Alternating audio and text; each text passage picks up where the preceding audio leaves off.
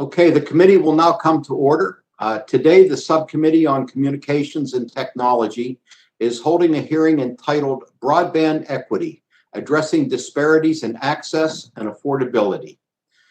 Due to COVID-19 public health emergency, today's hearing is being held remotely. All members and witnesses will be participating via video conferencing. As part of our hearing, microphones will be set on mute for the purpose of eliminating inadvertent background noise. Members and witnesses, you will need to unmute your microphones each time you wish to speak. Documents for the record can be sent to Joe Orlando at the email address we have provided to staff. All documents will be entered into the record at the conclusion of the hearing. The chair now recognizes himself for 5 minutes for an opening statement. First off, I'd like to thank our witnesses for testifying before the subcommittee today. Equity in broadband access, affordability, and adoption is more important than ever. As Congress works on President Biden's American Jobs Plan, it is critical that we consider solutions to our nation's infrastructure challenges that not only close the digital divide, but address historic inequities that have for far too long left behind Black, Hispanic, tribal, and low-income communities. Studies by Pew Research show that communities of color lag predominantly white communities when it comes to the adoption of broadband.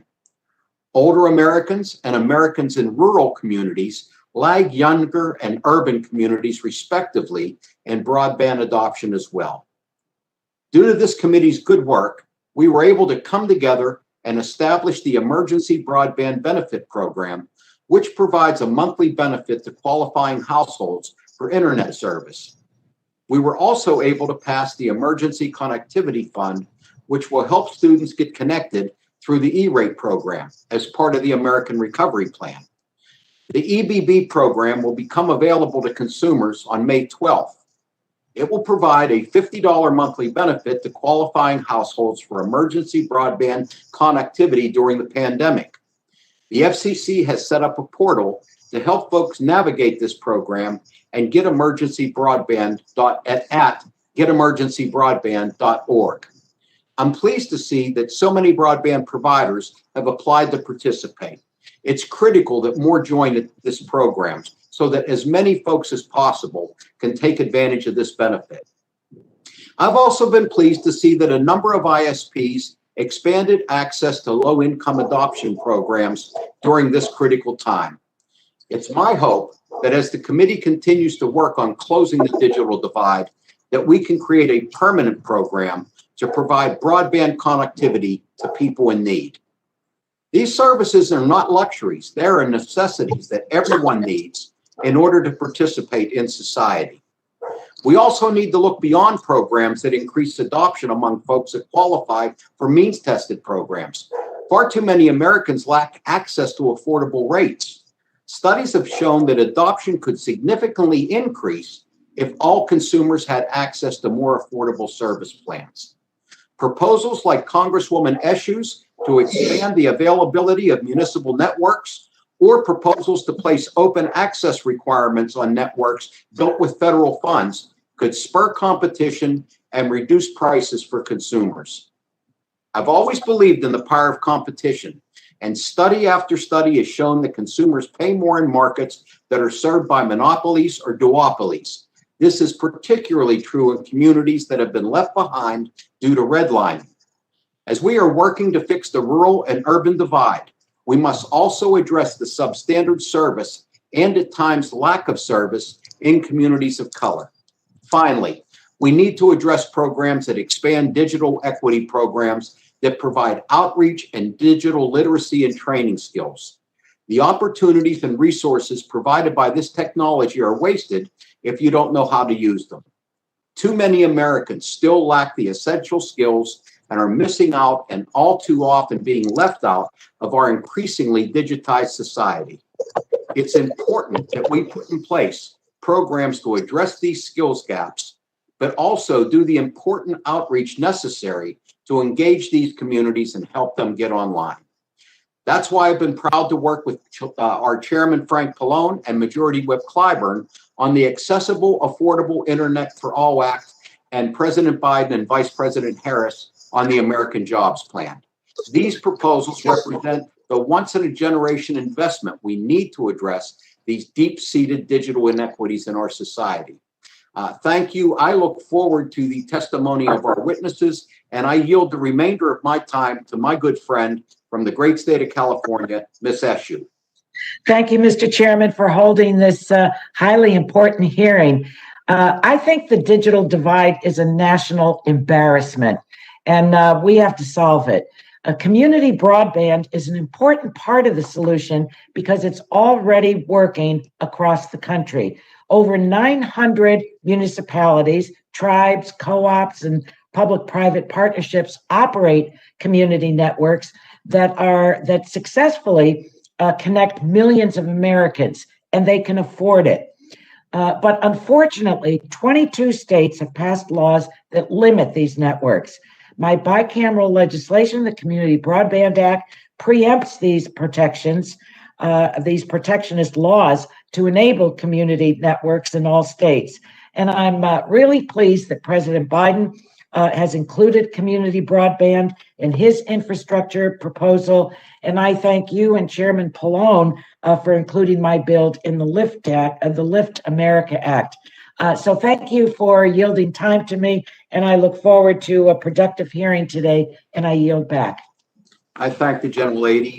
The chair will now recognize my good friend from the great state of Ohio, the ranking member for the subcommittee, Mr. Latimer, for 5 minutes. Well, thank you very much, Mr. Chairman. Good seeing you again today. And thank you to our witnesses for testifying today. Last week, President Biden addressed the nation and outlined a slate of new ideas and programs that, if enacted, will radically redefine the role of government in our daily lives.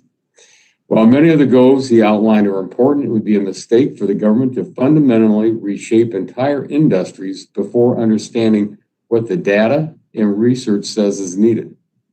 Let me be clear, we must continue to support policies that will help all Americans get connected. When it comes to broadband affordability, never have consumers gotten more for less.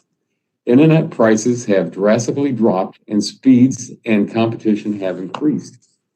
According to the most recent Communications Marketplace report published by the FCC, the cost of the most popular plans have decreased by 20%, while speeds increased by 16% since 2015.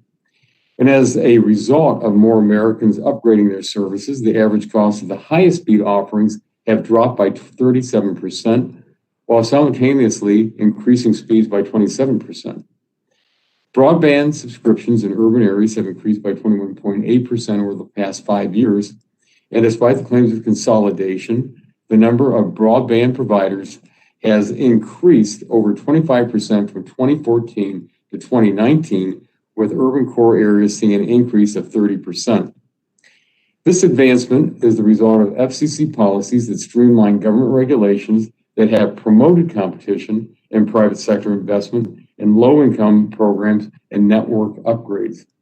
This did not happen because of government intervention and burdensome mandates like those that are being suggested by the Biden-Harris administration. Yet, despite these improvements in broadband offerings, some Americans still choose not to adopt broadband. Mr. Chairman, I ask unanimous consent to submit the study of the Technology Policy Institute for the record. The COVID-19 pandemic shook our country in our way of life, causing many hardships for millions of Americans. As an internet connection became a daily necessity, Congress enacted over $10 billion in funds to support broadband adoption by low-income Americans and to help those who were struggling during the pandemic stay connected. While that money has not yet been made available, we must make sure it goes to those who are the hardest hit. We must study the landscape of what our country looks like after the billions of dollars made available in funding is distributed. Congress cannot continue to blindly spend billions of hard-earned taxpayer money without knowing where the money is needed and what problems are left to solve. As much of the research on broadband adoption has shown, there is not a clear indication of what factors contribute to non-adoption. Policymakers must be clear-eyed on what the barriers are before trying to propose solutions. Well, I expect we will hear a lot today about the need to put the government in control of broadband rates so that more Americans will be able to afford it. I would urge the committee to be thoughtful about all the progress this country has made in the past decade on broadband technology before rushing to radically undermine the current system.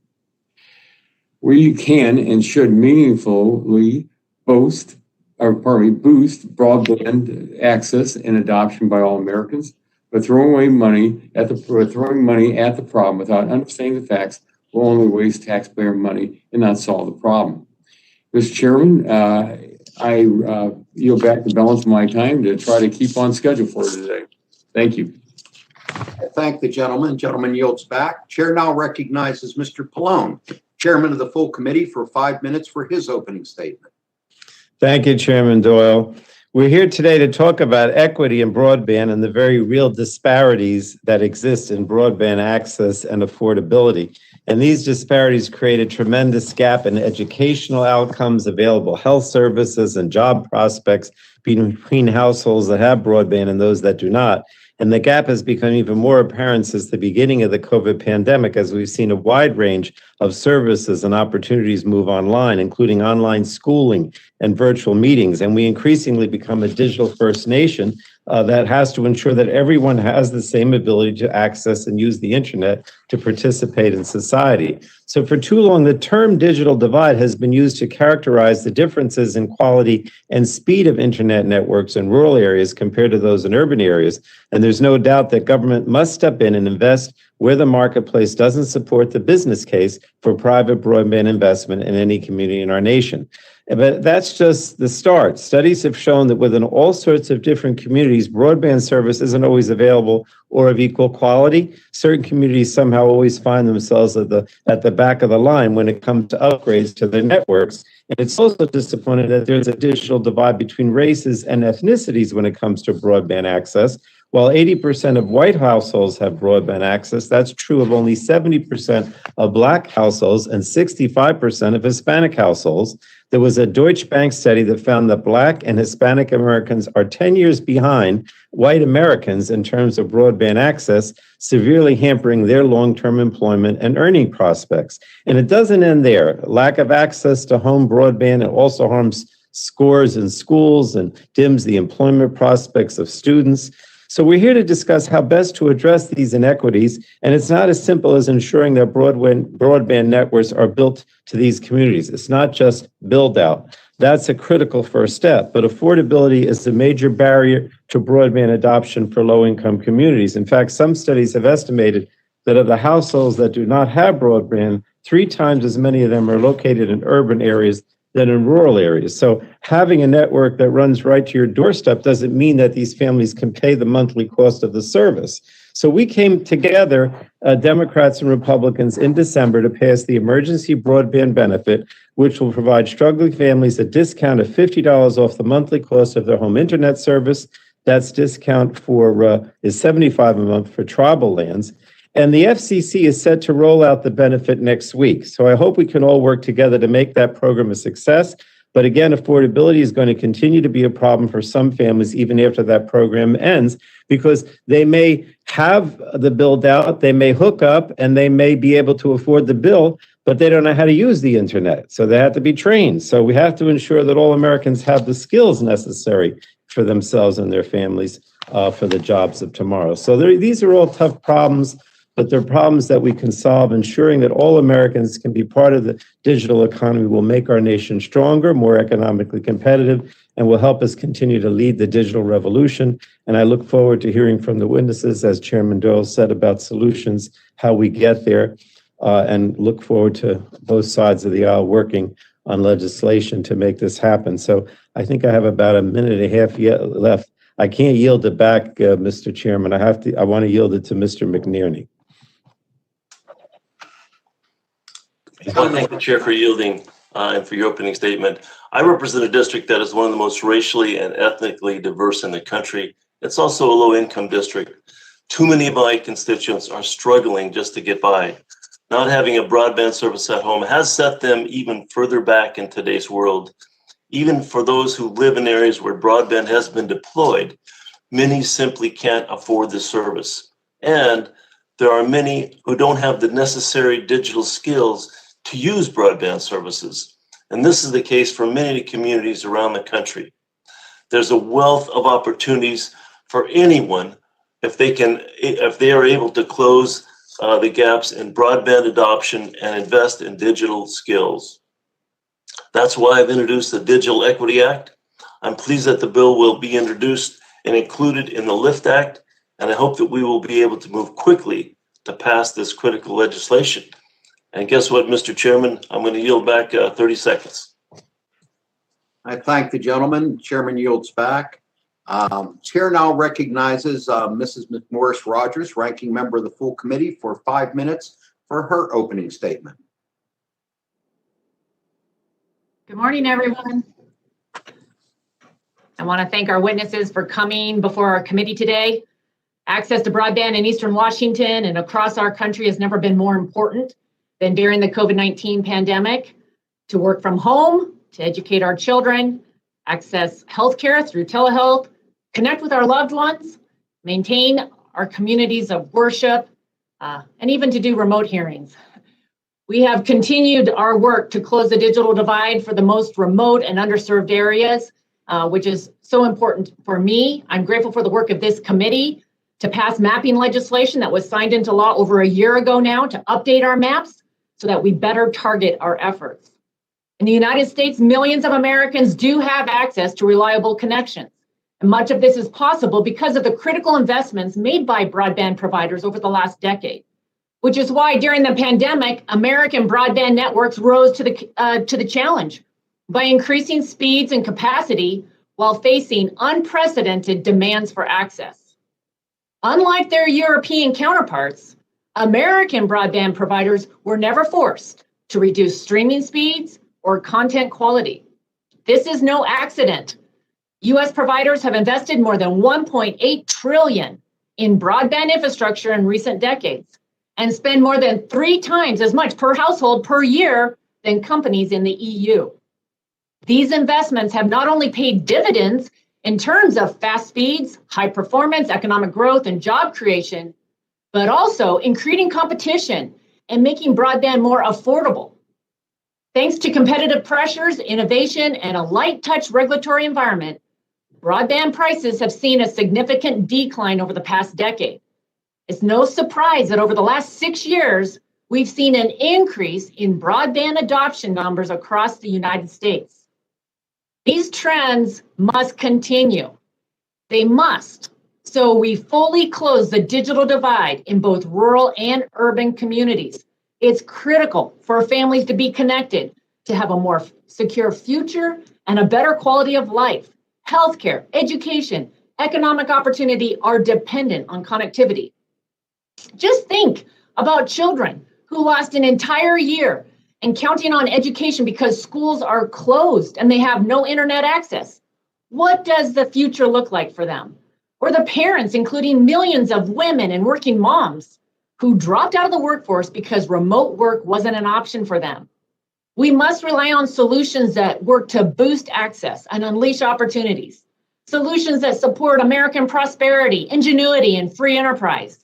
Solutions like the 28 bills in the Boosting Broadband Connectivity Agenda that would remove unnecessary barriers that stand in the way of innovation and investment.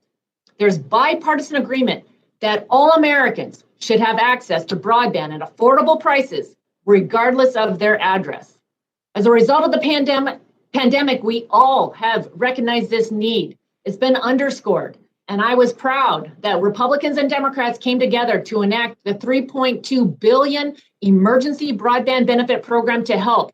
This was the right way to take action given these circumstances, and it will help people access reliable broadband. This committee also recognized the valuable contributions of private providers who voluntarily signed the Keep Americans Connected pledge and committed not to disconnect anyone due to their inability to pay. Now we need to study these efforts on broadband adoption. These policies to propose today include federally regulating the rates that private companies can charge for broadband services. The proposal today would prioritize, unfortunately, inefficient government-run networks at the expense of private networks. and create arbitrary speed thresholds that favor fiber-only projects with no restrictions to prevent overbuilding in areas where broadband already exists. We all want to close the digital divide, but the only way to truly achieve this is to lead with solutions that drive results. Let's focus on what's going to get results, not on more government power. Studies have suggested that for broadband affordability, private companies must have better incentives to increase adoption. Research from the Technology Policy Institute found that private companies have succeeded in increasing broadband adoption where digital literacy training has failed. And Mr. Chairman, I request unanimous consent to enter this study into the record. Without objection, so ordered.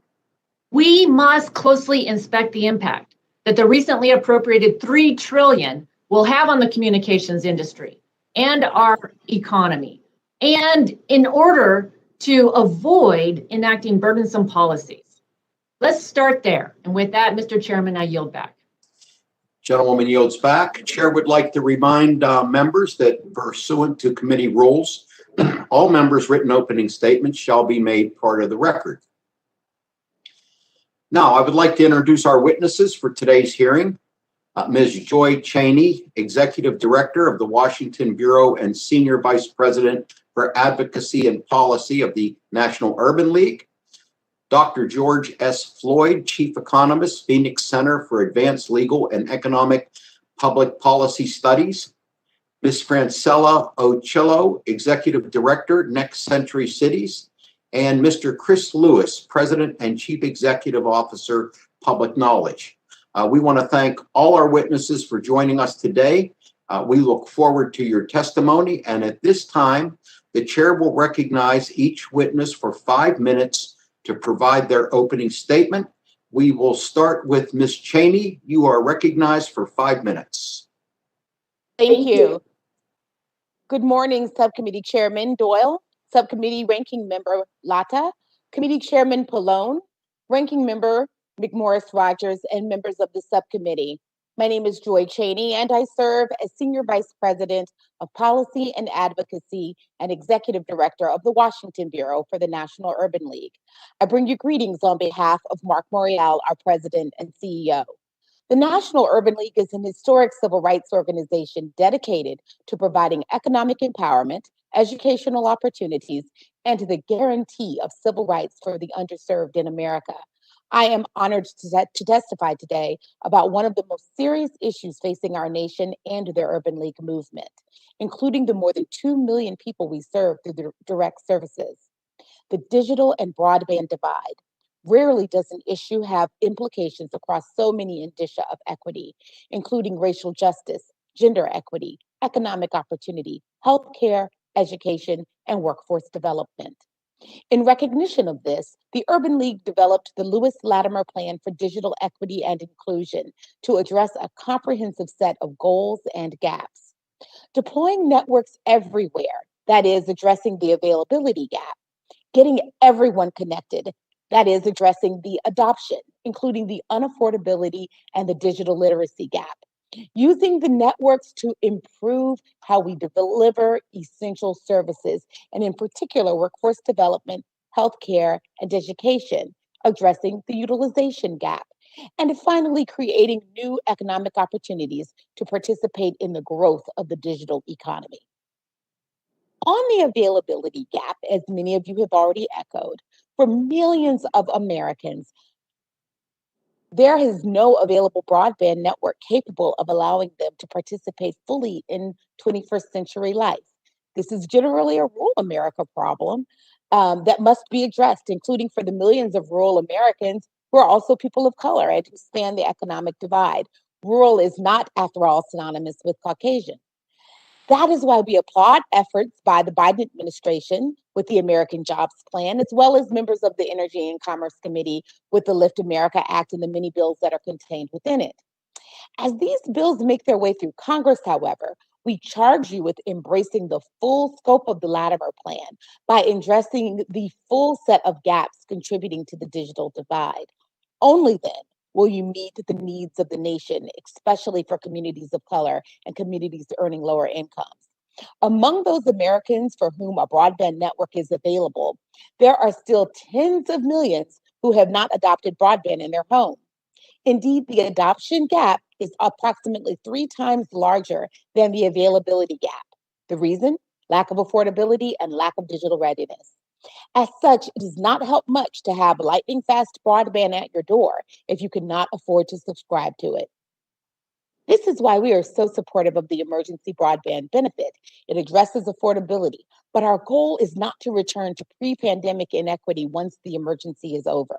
We need to fund programs that provide long-term sustainable support for the poorest Americans, a disproportionate number of whom are men, women, and children of color. We cannot, in this moment of big ideas and big investments, solve for rural America's problem while leaving behind urban America, or ask urban America to wait on market principles. The stakes of the digital divide are too high for that. Hopefully in Q&A, we can address how we could pay for such a program. The other half of the adoption gap, digital readiness, that's important, and the need for digital navigator cores, as well as the utilization gap. But before I end, I wouldn't be the Urban League if I did not address the fourth prong for us, and that's gaps in access to wealth generation created by broadband and digital technologies. For the record, industry must ensure job opportunities are available for the country's growing Black and Latinx communities at every level in technology and technology-related industries. Entrepreneurs of color deserve a place in the governance of these companies. They should have equitable access as vendors and collaborators in building and utilization of new digital infrastructures and the prolific wealth-creating ecosystem that controls it. To this end, the National Urban League urges Congress and corporate America to aggressively and comprehensively address digital divide issues contained in the Latimer Plan and to consider our recommendation for solving those issues. This includes by considering and funding sustainable, long-term, and permanent broadband benefit. Thank you for the opportunity to testify, and I look forward to answering your questions. Thank you very much, Ms. Cheney. The chair will now recognize Mr. Ford. You are recognized for 5 minutes. Thank you, Mr. Chairman, members. In the U.S. today, over 90% of homes have access to broadband internet service. Nearly 90% have access to 1 gigabit internet service, and nearly 90% of Americans have a high-speed connection in the home. Almost all providers offer low-income households a quality broadband connection for between $10 and $20. Broadband is widely available, highly subscribed, and mostly affordable. These statistics are impressive. And then there's the 10% with none of it. I understand that is why we are here today. It is an important issue. As you try to close this gap, the first thing to do is to focus on the 10%, not the 90%. You will be tempted otherwise, but maintain focus on the problem. Don't mess up the 90 to get to the 10. We do not need dramatic reform of the broadband network. We need to adjust incentives at the margin. The fact broadband is not deployed to every nook and cranny of the country is unsurprising. Broadband networks are expensive to deploy, especially in rural areas where the revenues can't cover cost. This is not a market failure. We see the same lack in rural areas for nearly every business and even for government services. Rural markets are underserved across the board simply because the markets are small and costs may be high. That's part of the charm. Rural Americans don't pay $200 a month to park a car, or $1,500 a month for a studio apartment. If you want broadband everywhere, then subsidies must cover the spread between costs and revenues. We know this. We do this. The FCC has billions to support broadband deployment in unserved areas and a reasonable mechanism to distribute it. I recommend continued support and maybe enhanced support of the FCC in its efforts. In those efforts, the FCC provides subsidy dollars only to unserved and some underserved areas and only to a single provider. That is the correct approach. Subsidizing multiple firms or subsidizing competition is irrational. Whatever benefits this fake competition produces is more than offset by the cost to other persons living outside the subsidized market who are taxed to pay for the subsidized fake competition. I am taxed to pay for a government-run network in Chattanooga. I live in Alabama. If anyone tells you subsidized competition is a good policy, I encourage you to make them demonstrate by what economic mechanism that is so. Wishful thinking is not a logical argument. Why people don't accept Adopt broadband is a more complicated matter. While advocates tend to focus on price, price is not the main reason people don't have broadband in the home. Far more people are just uninterested. I can't blame them for that. For some, a mobile or Wi-Fi connection is plenty adequate, a valid choice. People are allowed to have their own preferences. As for the racial digital divide, the differences in the demand for broadband by some racial minorities persist, even after adjusting for income, education, age, and so forth. Why this is so is not, to my knowledge, fully understood, so addressing such differences will be challenging. You can't fix a problem when you don't know what's causing it. Literacy programs have not proven effective. In any case, it is worth investigation. Native Americans have less access, which is well established and warrants solution, and also lower demand. As for price, almost all low-income Americans can get a low-price plan today within a mechanism that will look much like any subsidy program you create. Some qualified households use these programs and some don't. Before making a long-term commitment to a subsidy program, I recommend you figure out why. The Lifeline program has existed for decades, yet a relatively small share of eligible households bother to participate. There are also murmurings of price regulation. Rate regulation will rob the broadband providers of their motivation to expand deployment and upgrade networks. Even when the government offers broadband, the retail prices are the same as private providers. It costs money to provide broadband, and prices reflect that. And it pays to remember the failure of cable regulation in the early 90s, a policy Congress abandoned only a few years after it started. I'm afraid if you get too focused on price as a solution to the adoption gap, you will be disappointed with the results. It will work for some, but not all. And speaking of government-owned networks, I recommend to you a recent paper of mine on the law and economics of municipal broadband published in the Federal Communications Law Journal. It is a comprehensive analysis. While I'm not opposed to government broadband per se, it is an extreme policy by any standard and should be limited to unserved markets that even a subsidized private provider won't serve. It is last on the long list of options, an act of desperation. For obvious reasons, these systems often fail financially, leaving the cost on the backs of constituents, often in the form of higher electricity rates, especially burdensome to the poor. Government systems do not offer lower prices. Efforts to say otherwise are poorly done. As I've shown in detail, once you correct for a few obvious errors, such as using a price of $10 in Hammond, Idaho, when the true cost is closer to $50, when you include the necessary utility fee and what amounts to a 20-year mortgage on a $3,000 connection fee, municipal systems charge about the same price, if not a little higher. And while there's talk of preempting state laws that limit cross-subsidization of these networks, it is not clear you can lawfully do so. It is a gamble at best. Well, the gentleman, There's a lingering due process claim that is yet to be litigated. But if it ever is, it might spell the end of municipal broadband. gentleman needs to wrap up. Your Yes, 38 seconds. I'm through. After 5 minutes. Yes, cities play a regulatory role in broadband marketplace, and you cannot be both regulator and competitor. Thank you for your time. I thank the gentleman. Chair now recognizes Ms. Ochillo for 5 minutes. Good morning, Chairman, Committee Chairman Pallone, Ranking Member McMorris, Subcommittee Chair Doyle, and Ranking Member Lotta, as well as members of the subcommittee. Thank you for making this issue a priority and inviting Next Century Cities to be a partner in this hearing. We are a nonprofit, nonpartisan organization of over 200 member municipalities across the U.S. We support mayors and local officials who are working to ensure that their residents have affordable and reliable broadband. We spend a lot of time listening. We document local insights, and we fill in information gaps for local leaders who've had to tackle access and adoption issues on their own. In Vermont, for example, where 20% of residents struggle with reliable access and affordability, towns form alliances of 2 or more called communications union districts to help deploy their own broadband.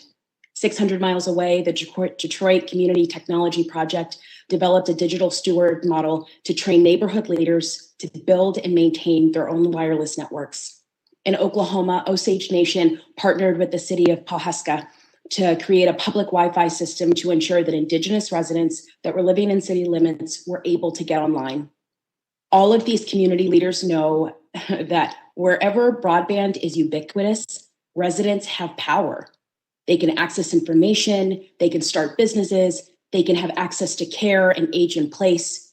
Students can dream far beyond what is possible in their hometowns, and people living with disabilities can have better access to the technology that improves their daily lives. Aside from supporting participation in this democracy, broadband also keeps us connected to each other. But on the flip side, there is a vicious cycle of opportunity loss and economic starvation in the communities that are on the wrong side of the digital divide. Residents in these unserved or underserved areas are oftentimes limited by their income or their geography. Lower benchmarks for education, specialized care, and innovation stunts the overall growth of the area. Gaps in access means that their workforce is unable to fully participate in the high-skilled jobs in a knowledge-based economy. There are drastically different outcomes in the communities where broadband is scarce and people are unable to adopt. Research shows that Indigenous, Black, and Brown residents are among the most disparately impacted. And when they are locked out of the benefits of digital citizenship, there's a compound effect on a household, on generational wealth, on local, state, and federal economies, and society writ large. The most economically resilient communities recognize broadband as essential infrastructure. It supports local efforts to fight poverty, it creates jobs, and it helps local officials achieve more equitable outcomes for residents. There are also long-term returns that cannot always be recorded on a balance sheet. But here we are, and this is urgent. There is a lack of imagination on how we are approaching a nationwide strategy to close the digital divide. This is an issue that requires addressing access and adoption, not either or. It requires collaboration at every level of government, innovative partnership ideas, and a willingness to embrace new models, because we don't have any other choice. Current broadband deployment strategies have failed too many communities, leaving large urban and rural areas behind, simply in the dark. And any comprehensive plan, it requires the partnership from municipal, cooperative, mesh, and other non-traditional networks that are willing to serve areas where traditional providers have simply refused to go. Each model allows communities to serve residents that have no other option. And they also have public accountability in a way that private companies simply don't, especially when the people who build, design, and manage those networks are not only residents, they use the service themselves. Municipal networks, they also offer some of the fastest speed and highest quality connectivity. They're also known for transparent pricing, symmetrical tier service, and maintaining affordability programs for low-income residents that are not voluntary. We also know that inaccurate broadband maps are sabotaging our collective efforts. Without knowing who does and does not have broadband, it is impossible to direct resources that the communities that are in the most need. Federal broadband maps are well known to overstate deployment, and it's a problem with serious consequences. Many states actually rely on FCC data as the baseline to target funding at communities when they're marked as unserved or underserved. But then local leaders are forced to challenge those maps with their own data or speed test rather than being invited in as data collection partners in the first place. Finally, investing in digital equity and inclusion programs, that is central to increasing broadband adoption. Broadband adoption is an indicator of economic growth and prosperity in every state. Yet federal broadband policy has focused exclusively on broadband deployment, leaving local governments and state governments to fend for themselves. At Next Century Cities, we believe that the digital divide is a problem that we can solve, and we also see equity as a bedrock principle in any solution, but we are running out of time. And it costs us something to have good ideas in incubation. So I appreciate it. I would ask that you wrap up. You were also half a minute past your time. And we appreciate you having this conversation, and we look forward to an opportunity to work together. Thank you very much. Chair now recognizes Mr. Lewis for 5 minutes. Chairman Pallone, Ranking Member Lotta, Chairman Doyle, and Ranking Member McMorris Rodgers. Thank you for inviting me to this important hearing today. Our country is facing a unique opportunity about broadband right now. We have bipartisan support in the Congress for addressing the broadband digital divide. And the country supports Congress taking action due to the way in which the COVID pandemic has shown every household just how essential a robust, affordable, and reliable broadband connection is to every American. The challenge in front of us is to make sure that the policy actions that we take are comprehensive enough to address all the drivers of the digital divide, because it is clear that the policy and marketplace structures in the decades leading up to the pandemic were inadequate to the task and left many communities behind. I have personally met and heard from individuals who have been left out by the current policies and structures of investment. When I was a staffer at the FCC, I was sometimes asked by congressional staff if I could talk with a constituent who was impacted by the high cost of rural deployment or the digital redlining decisions made by a broadband provider. They would share how all they wanted was for the high-speed broadband that was available down the street or in the next neighborhood to be extended to them. They would say they'd spoken to the provider who had decided that they either would not or could not extend service those additional few blocks. And then I would have to share the unfortunate news that there were no current rules at the FCC that could require the company to extend service to them. These broadband connections could be the difference between that constituent finding a job or starting a business without leaving the community that they love. In 6 years on the local school board in Alexandria, Virginia, I saw the impact of poverty on educational equity. Alexandria is a dense, small city with a fairly affluent city also, but with a high poverty student population. The majority of our students are Latinx and Black, and a significant percentage of our families have immigrated from around the world. Alexandria's public schools use technology to offer many options and supports for students to succeed and for parents to support their students' education. Teachers suggest online tools to pre-teach and reteach topics outside of normal class hours to help students who are working at a different level or a different pace. Parents can closely monitor their child's performance in online platforms and are encouraged to communicate with busy teachers over email. Our alternative high school campus is over 10 years old now, offering flexible hours and largely online classes for students who need to work to support their families or are on an accelerated program. These innovations are limited for many families who can't afford the high cost of broadband in their home from the one option available in our city. These real-life examples of inequity disproportionately touch our most marginalized communities, from rural and tribal communities to communities of color and low-income households found in rural, suburban, and urban communities alike. To fully close the digital divide, we must do more than simply fund broadband providers to build more. In my written testimony, I provided many ideas, but in the short time, I want to highlight 4 key ideas to directly address the challenge of affordability and the inequities of digital redlining. Congress recognized the affordability need when it authorized the emergency broadband benefit last year. However, low-income Americans will still need support beyond the COVID crisis. It's time for Congress to create a long-term solution for low-income broadband support. There are several ways that Congress can pay for these critical supports, including through a reform of the Universal Service Fund contribution system to include broadband and lowering the size of the fee on people's phone bills. Congress could also create or supplement a long-term benefit through auction revenue. Appropriations are an option too, but would raise the concern of predictability with the annual political process. Whatever the funding mechanism, it must provide predictability and sustainable long-term funding. Funding for devices for low-income families would also make sure that parents don't have to choose between 2 kids' homework needs or their own. In addition to long-term low-income broadband funding, Congress should promote policies that encourage actual competition in local broadband markets, such as open access networks and broadband builds supported or led by local government or regional co-ops. The FCC should be charged to study and report on broadband competition, including collecting actual costs and actual price data where they are available. Finally, we also need the FCC to be empowered to address digital redlining. Several examples of redlining have been studied and reported by journalists and nonprofits over the years in cities like Cleveland, Dallas, and Kansas City. Congress should begin this work by requiring the FCC to study the full scope of the redlining problem and take remedial steps to ensure every household has access to robust, affordable broadband. Thank you for your work on this important issue, and I look forward to your questions. Thank you, Mr. Lewis. That concludes our witness opening statements. We're now going to move to member questions. Each member will have 5 minutes to ask questions of our witnesses. I ask all of my colleagues to try to stay in that 5-minute range for us. So I will start by recognizing myself for 5 minutes.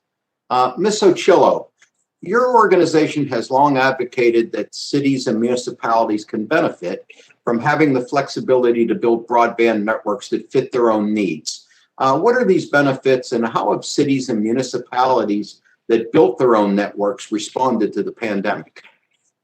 Well, thank you for the question. And one of the things that we think is most important to say at the outset is that we believe that communities should have the choice to decide what type of network they need to have. Sometimes that's going to mean partnering with the providers that are already in their market. Sometimes that means they're going to have to go it alone and build maybe a municipal network, an open access network. They might have to partner with other counties and municipalities. But we think that it's important that they actually have choice.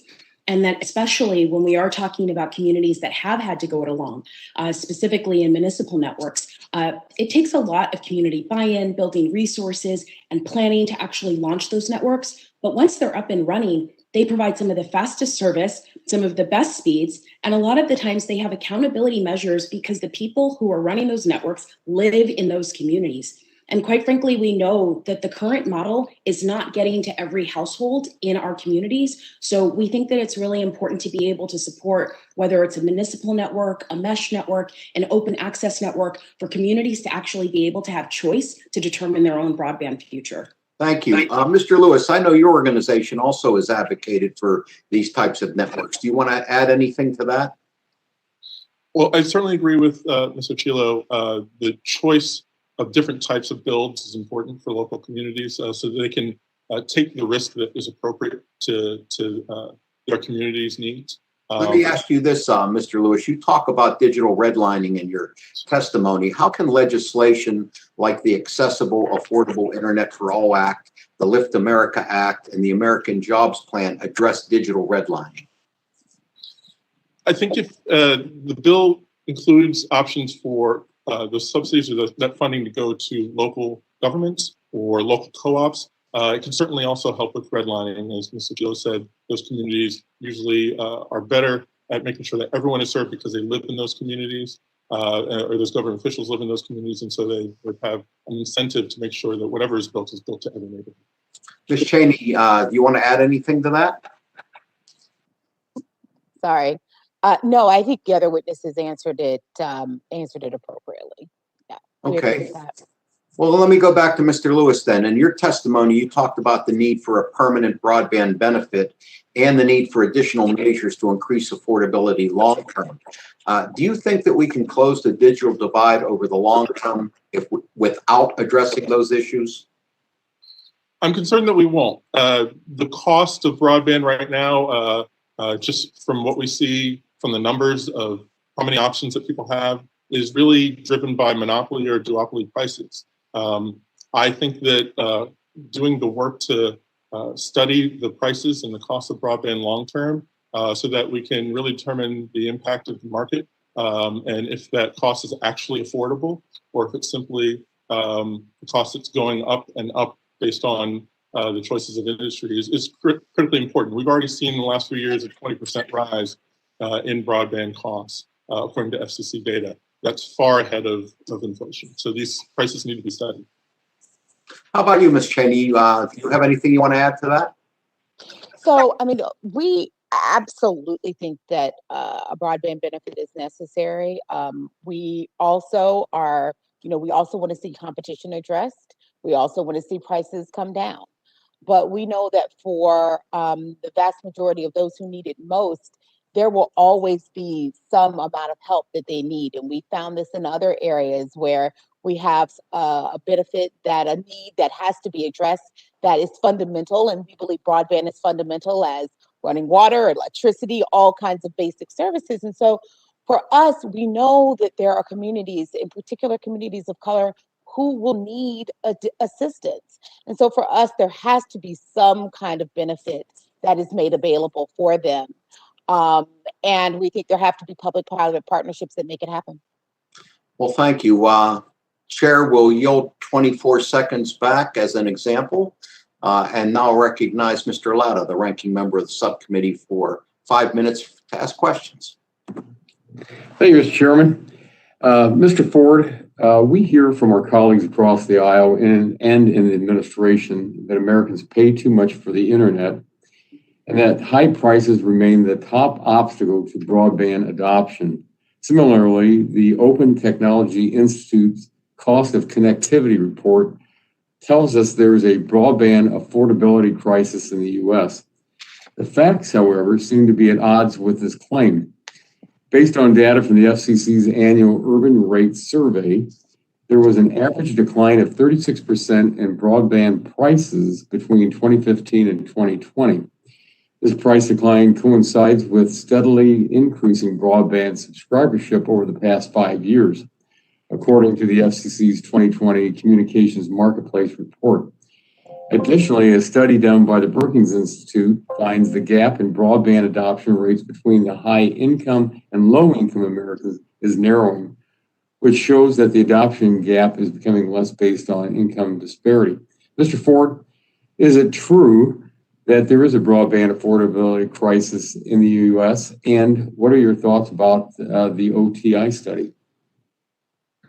I think certainly for some people, there will always be an affordability problem in low-income groups, primarily who struggle just to survive and eat.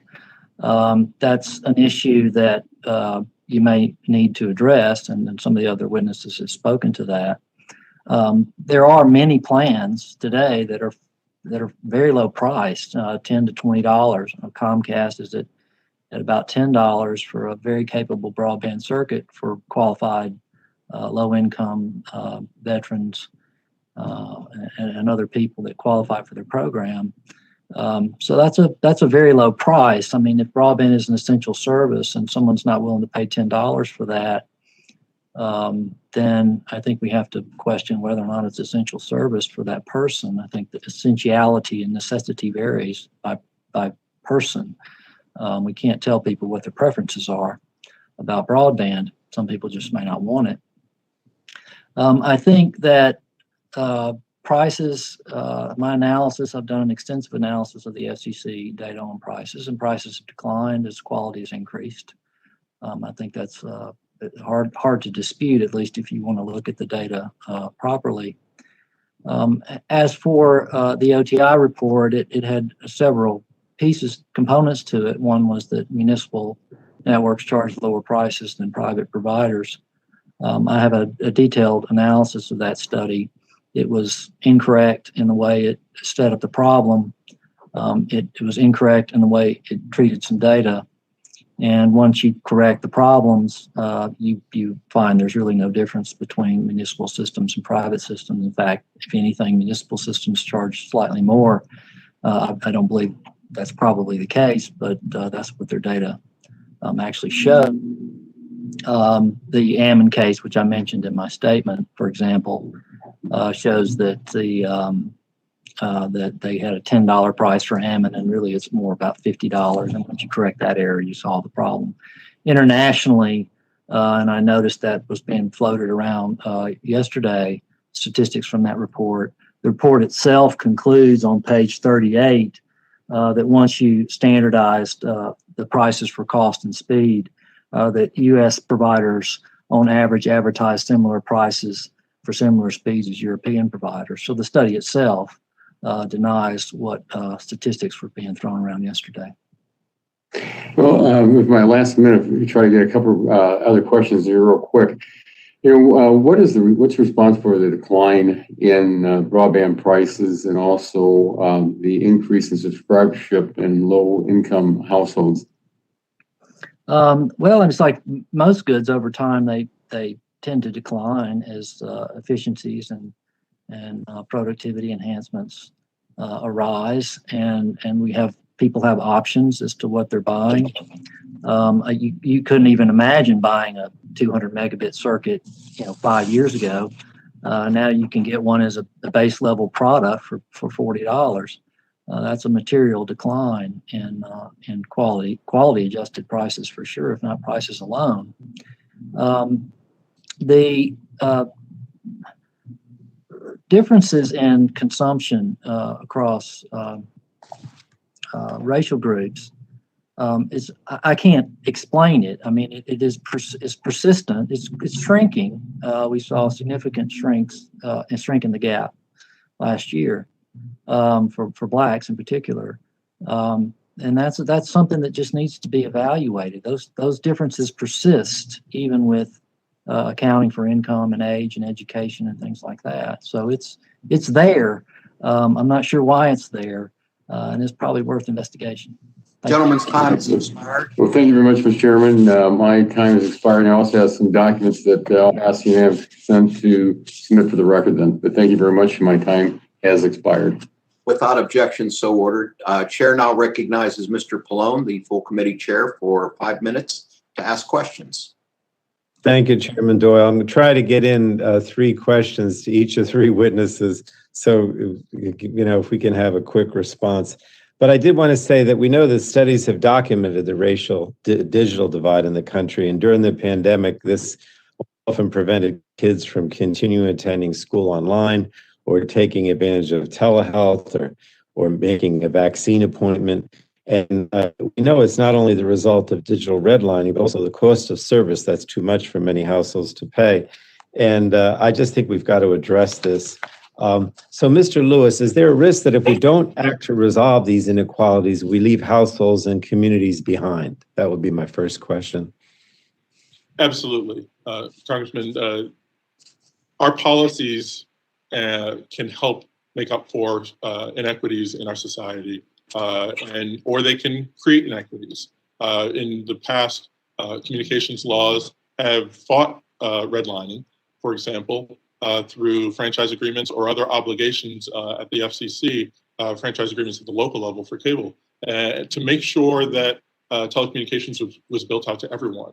Those were begun to be removed in the early 2000s, and we never saw any replacement for them in the broadband space. So policymaking can make up for these inequities or lack of investment in specific communities.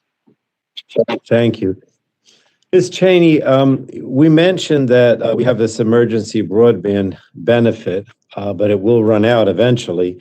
And we've heard a number of ideas today about ways to make broadband more affordable.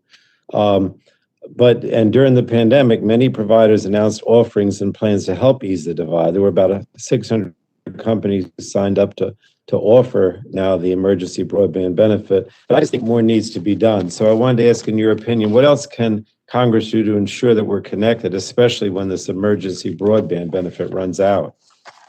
Oh, thank you, Congressman. There's lots that we can do. I mean, first of all, we do believe that there should be a permanent or a long-term broadband benefit subsidy to ensure that the extreme poor will be able to participate in a 21st century economy.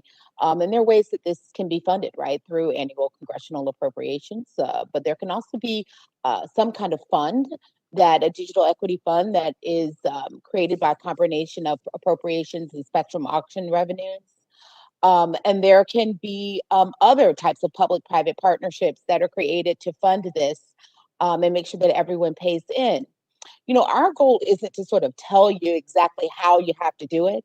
Ours is outcome determinative. We want to make sure that at the end of this, we have not left people behind. We had a briefing about 2 weeks ago that I think some of your staff attended, where we talked about infrastructure priorities for communities of color. And we had people representing Asian American communities and Latinx and African American. Every single group listed broadband at the top of their list, and affordability and addressing digital readiness, as well as language inclusion at the top. And that's because we know that across all of our indicia of equity, making sure that people have broadband is key and fundamental. Well, thank you. And then my last question is of Ms. Ochillo. We know that local government is very invested in making sure their communities and the constituents have equal access and opportunity to use high-speed broadband. So why do you think that digital inclusion efforts have been so successful at the local level? And what can we do in Congress to support those efforts, if you will? Well, they've been supportive. They've been successful at the local level because they don't have another choice. I think that, local officials are some of the scrappiest people that I've ever met. They're problem solvers. They run into the grocery store and to schools, and they run into their constituents. They have a different type of accountability and urgency in solving a problem. So they have to gather whatever resources they have available and whatever partnerships they can to actually make something happen. At the federal level, we could do a lot more information sharing and centralizing that. at the FCC. We could ask questions about improving data to actually know who's disconnected and are we sending the money out the door to the right places? Because over and over again, money keeps going to the same people who keep cherry picking who they get to serve. And that's not working. So we can talk in platitudes about everything is going well, but the truth is that when you go into these neighborhoods and you meet them at their town hall meetings, it's not going well and they need support. Well, thank you so much. I appreciate the fact that all of you are so practical about what needs to be done, because that's really the key. Thank you, Mr. Chairman. I yield back. Gentleman yields back. Chair now recognizes Mrs. McMorris Rodgers, the full committee ranking member, for 5 minutes. Thank you, Mr. Chairman, and thank you everyone for joining us today for this important discussion. Mr. Ford, I wanted just to go back to the emergency broadband benefit again. That was a benefit that Republicans and Democrats agreed to put into place in response to the challenges that Americans were facing as a result of COVID-19 and the pandemic. One idea that we're considering today is making that benefit permanent and appropriating $6 billion over the next 5 years. Several companies currently voluntarily offer low-income broadband programs such as Internet Essentials or Connect to Compete for rates around $10 per month. And that's not to mention such programs as Lift Zones, which connects 16 community centers to Wi-Fi in the Spokane area alone. And despite these offerings, there's still too many Americans who do not adopt broadband. So Dr. Ford, I just wanted to ask, what is the main obstacle, in your opinion, to adoption? Well, I mean, one of the main obstacles, of course, is not having access, and we're attempting to address that. I think the mechanisms are in place to do that. More funding may be necessary in certain areas. The evidence that we have on that is a bit cloudy, but the number one reason people say they don't have broadband is they don't want it. I think that you also have situations where the government has funded anchor institutions and various places where people can get free access, and that's a substitute for home access. So what about price? Can you do you see prices being? Look, demand curve sloped downward. So if you lower price, you'll increase quantity. The question is by how much. I mean, if you view this narrowly as a price issue, then you're going to be disappointed when you come back a couple of years from now and you see that there's still people who aren't adopting broadband and that this price solution didn't solve the problem. So what are your thoughts on appropriating $6 billion, making this program permanent? I mentioned some things. Okay, I'm sorry. I mentioned some things. So what kind of impact do you think it would have? I think it will have an impact somewhat like Lifeline program has. You'll have 25, 30% of people participating. You'll have some increase in adoption, and you'll be disappointed that it didn't cure the whole problem. Thank you. In 2015, the FCC expressly declined to impose rate regulation on broadband providers, saying that doing so was not necessary and would undermine investment in broadband networks.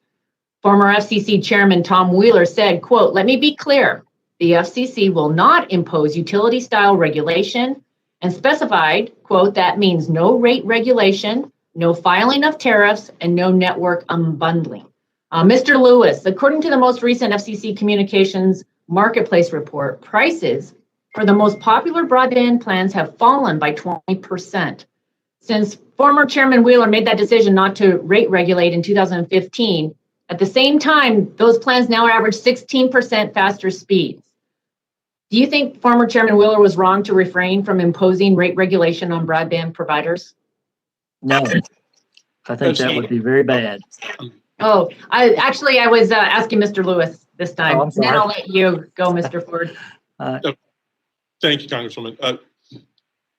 I was grateful that Chairman Wheeler enacted strong net neutrality rules, and I think as a compromise, he did not enact any sort of rate regulation. But I don't believe that means that the FCC should not be a cop on the beat in looking at the broadband marketplace. And right now, it doesn't have the authority to actually look at the broadband marketplace and see what people are actually paying. So, we've had traditionally in this country options for telecom utilities where either we have a monopoly system or we have competition. I'm trying to get us towards competition. But if we have monopoly pricing or few choices for consumers in localities like we're seeing, then that can lead to prices continuing to go up well ahead of inflation. Mr. Ford, I'll give you the final 20 seconds if you want to speak to it also. Yeah, rate regulation would not be helpful. I mean, your rate regulation is going to affect the 90. And what you're trying to do is address affordability for certain sorts of people. That is not going to solve that problem. And that's going to reduce deployment and reduce upgrades in networks. Okay, thank you, everyone. I yield back. Gentlelady yields back. Chair now recognizes the gentleman from California, Mr. McNerney, for 5 minutes. Well, thank you, Chairman Doyle, and I thank the witnesses for your excellent testimony. My congressional district includes cities and communities that have been economically depressed. A few years ago, as a part of its economic revitalization plan, the city of Stockton, California, set out to build an open access fiber network.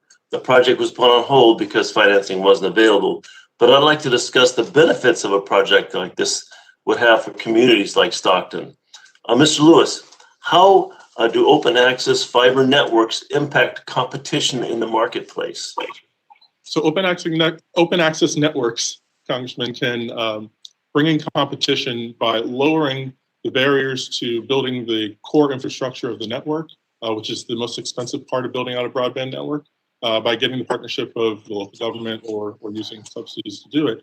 And then when those networks are open, any provider can use that infrastructure to offer service to the folks that the network reaches. So this allows multiple providers to compete on price and hopefully see lower prices. Well, thank you. What is the impact of open access fiber networks on broadband service for consumers? Well, my hope is that it would start with lower prices, but it can also hopefully lead to competition in other areas of the service. So in responsiveness and customer service, once a provider doesn't have a monopoly on a territory, they really have to compete for the attention and the loyalty of the consumers today. Well, thank you. Mr. Cello, thank you for your advocacy and work on these issues. How can open access fiber networks make communities more resilient? Or do you have any examples? Well, I think it's always important. I want to add one more thing to what Chris just mentioned. One of the great things about open access networks is that when the city owns or the area owns the infrastructure, you get to reinvest locally. So that money actually stays in that local economy, which is something where the community actually has equity in that project. So there's a natural incentive to actually always make it something that's better. And when you're talking about, I don't want to get into some specifics about what happened in Stockton, but I think one of the things that's so ambitious is when we're looking at communities where you have large groups of either low-income people or also communities where it's suffered from years and decades of disinvestment. It's so important that the city actually intervene and actually provide affordable service that's actually equivalent to the service that other people would get. So not just coming in where it's advertised at 25.3 and it's less than, but actual competitive service that's something that might be even comparable to 100 symmetrical or even other speeds that other people would pay for with a municipal or an open access network. Thank you. Well, Mr. Chilla, in your written testimony, you state that digital equity and inclusion programs cannot be an afterthought. Yes. I completely agree. And that's why I introduced the Digital Equity Act, which would create 2 federal programs to address gaps in broadband adoption and digital literacy and skills. Can you tell us why digital equity and inclusion programs are so important and why are they something we should be prioritizing? They are an imperative. I think that when we look back to even like the National Broadband Plan 10 years ago, the FCC actually identified saying, look, broadband access and adoption, they're both problems. And then after that, it was singularly focused on only solving the broadband deployment problem. So here we are years later, when we actually know, not just because of COVID, but we actually know that there are large amounts of people who can get the infrastructure in their neighborhood or even close to their front door, and we can't get it across the threshold. So that means that we need to not only address affordability, we also need to think about, do they have the digital literacy? Do they have the device in their home? Do they have access to tech support? And also, I want to point out, this isn't just about the economics of making sure that that person is trained. It's making sure that they actually have a digitally literate household, because that has a generational impact on the opportunities that everyone that they touch has. Thank you. Thank you for that answer. Ms. Cheney, if we don't rise to the moment and fully address gaps in broadband adoption and access, what are the consequences for marginalized communities that already have been left behind? I mean, the fact of the matter is, I don't know of any community who's just saying that they don't want to have. That's not broadband. That's not the experience that we've had at the National Urban League. Our experience is that people want to have access, but they cannot afford it, or there is such a barrier because they haven't been able to afford it and they don't know how to use it, that they're almost afraid to enter into that space. But we know that through your program, as well as through federal efforts that could focus on having digital equity and inclusion, including the program at the Commerce Department, we would be able to address those gaps and make sure that we have digital navigators who are also like the National Urban League, like perhaps some of the other witness organizations here, to try to close the gap and make sure people know how they can get online, how they can utilize, and also making sure that they're able to afford it. We think it's critical. Without it, you can't compete in the current market. And on healthcare post-pandemic, it's exponential, the amount of telehealth that's being used. So frankly, having access to broadband is now not only a matter of quality of life, it's a matter of life and death. Gentleman's time has expired. The chair now recognizes Mr. Guthrie for 5 minutes. Thank you, Mr. Chair. Thanks for everybody, Ranking Member Latta, for having this hearing. And the witnesses for being here. This is so important. The digital divide is real, and it must be addressed. It must be addressed with equitable solutions.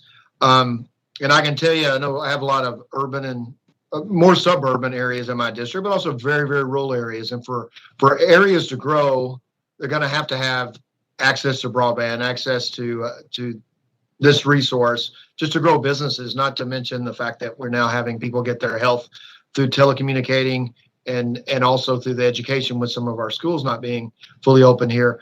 So it's really important to do. And some of you, if you've been here long enough, to would remember, most of us haven't, but Ernie Fletcher, who was the governor of Kentucky in the early 2000s, was a member of this committee. And he came in, we did a big effort fighting over tobacco settlement dollars and dedicated a lot of efforts to trying to close the digital divide.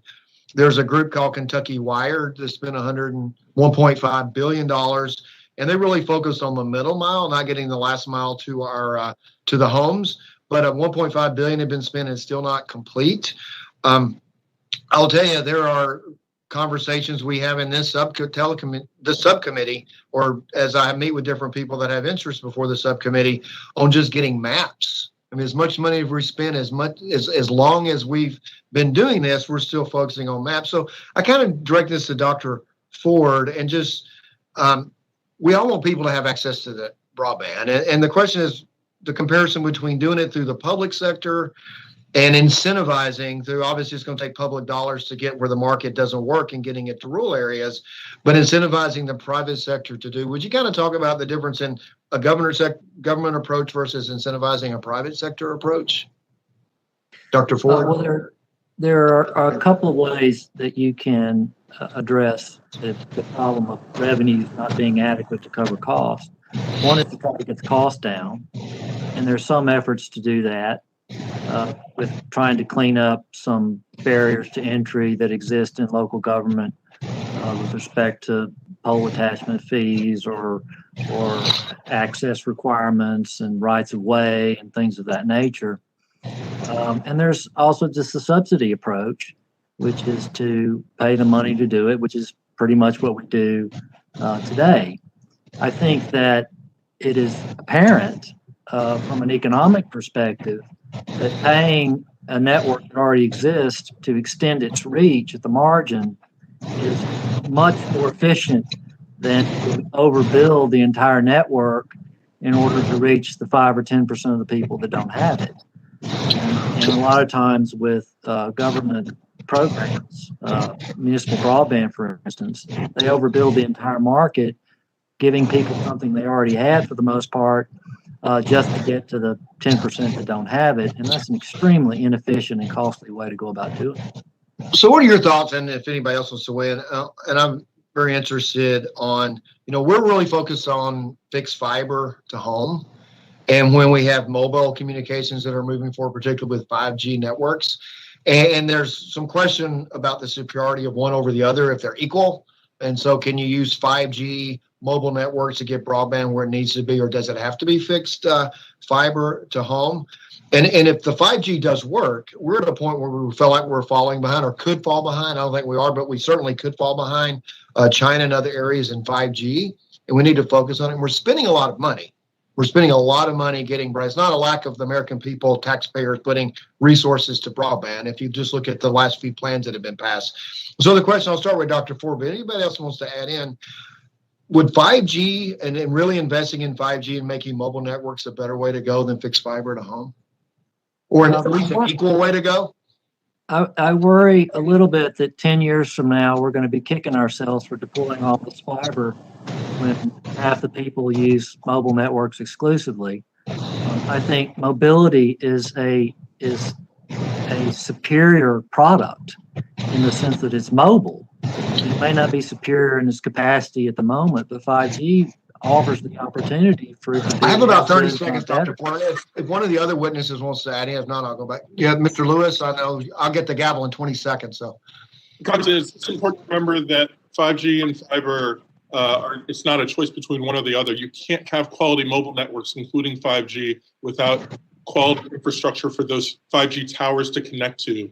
And, absolutely. And right now they have to connect almost every couple miles or a mile and a half is the best. We're talking fiber to home, though. That's the difference of fiber. Gentleman's time has expired. I'm sorry. Thanks. Thank you. I yield back. I thank the gentleman. Chair now recognizes the gentlewoman from New York, Ms. Clark, for 5 minutes. Chairman Doyle and Ranking Member Latta, I want to thank you for convening today's hearing. The topic of broadband equity is an urgent concern, and I'd also like to thank our witnesses for virtually joining the committee and sharing your testimonies. Broadband is an essential utility, and consumers, regardless of income, race, ethnicity, color, or national origin, deserve affordable, reliable broadband. Communities of color are more likely to have slower and less reliable internet service. This disparity creates significant barriers to accessing employment opportunities, educational opportunities, healthcare resources, and diminishes opportunities for civic engagement. The compounded issues of availability and affordability are having a disproportionate impact on communities that have been victims of housing redlining from previous generations, and this can also be seen in our digital world. As the Electronic Frontier Foundation outlined in their recent letter to Chairman Doyle and Ranking Member Latta, digital redlining is the formation of a first and second class broadband infrastructure where wealthy communities easily access 21st century opportunities with low cost, fast internet, while everyone else is left behind. Mr. Chairman, I'd like to enter the letter into the record. Congress must take urgent action to prohibit the discriminatory deployment of broadband by internet service providers based on income level of an area, the predominant race or ethnicity composition of an area, or other focus. And I will continue to prioritize the critical issue of digital redlining and will commit to working with my colleagues to draft legislation to address it. You know, the COVID-19 pandemic has only underscored the fact with rapid adoption of the virtual space that high-speed, affordable broadband is a critical resource.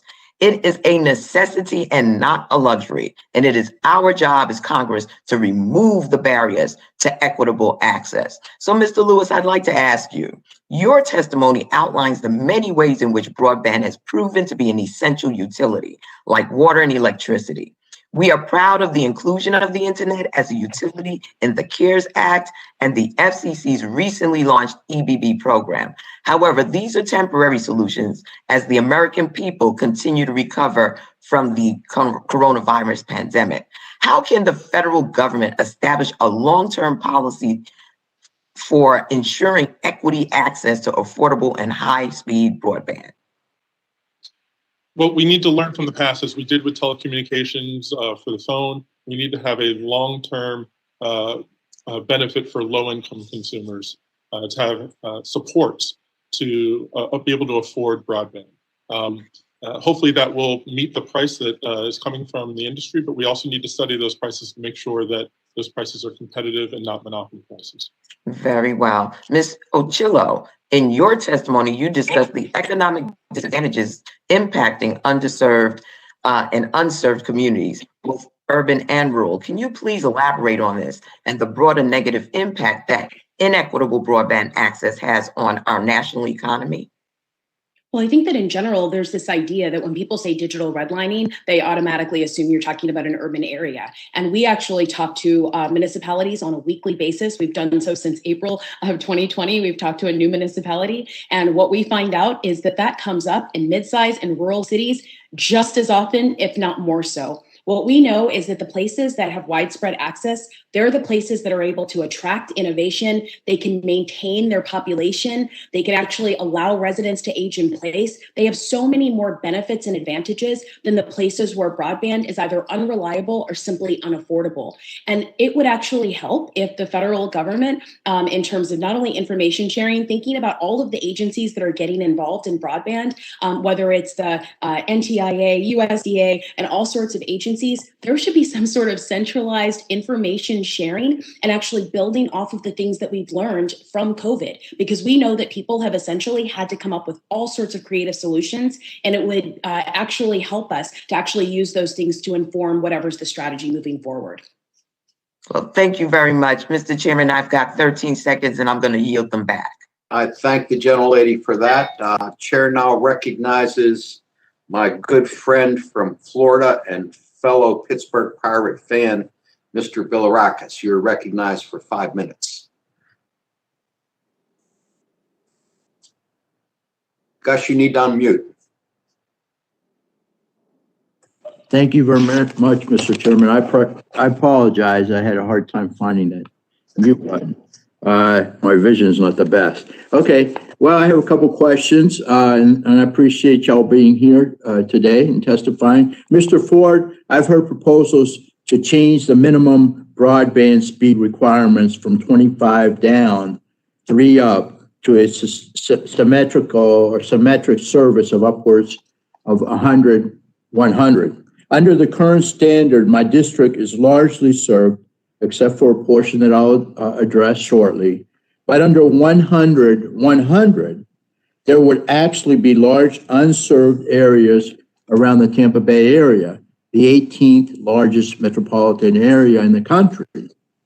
Are symmetrical speeds consistent with how consumers have used broadband service? Is this a realistic expected future consumer usage rate? And that question is for Mr. Ford, please. No, that is not the way broadband is consumed, and I don't think the 100-100 proposal has anything to do with trying to match the way people consume broadband. It's motivated by other reasons. What is it motivated for? Can you expand on that a little bit? It's basically motivated because that's what fiber networks are generally designed to do, although they don't have to. They often do because they have so much excess bandwidth. So they offer symmetric circuits. So if you if you have a broadband definition of symmetry, particularly at 100 or more gig, symmetric gig, which some people have proposed, then you're basically saying the only broadband is fiber broadband. Okay, thank you. Another question for Mr. Ford. The pandemic has demonstrated how important the internet is for our seniors and our disabled residents to stay in touch with loved ones and take advantage of telehealth services. But these groups in rural areas may not have access to broadband. In some cases, they don't. Additionally, I represent the small community of Lakuchi, whose residents have been begging for internet access for years, especially after local children had to access internet on buses deployed around East Pasco County to connect with teachers for distance learning, even in our great country. Mr. Ford, how does it help our seniors, our kids, and the disabled community in rural areas catch up in internet connectivity by increasing minimum standards? If you can elaborate on that, I know you touched on it. That would be good. It seems to me that the people who were next in line under our current coverage standards will now be pushed to the back of the line yet again. Is that true? What do you think? I mean, there's certainly the risk of that. If the funding of broadband in unserved areas is linked directly to a symmetric 100 megabit circuit, then you're going to have a higher cost network, and they're going to be less likely to get it.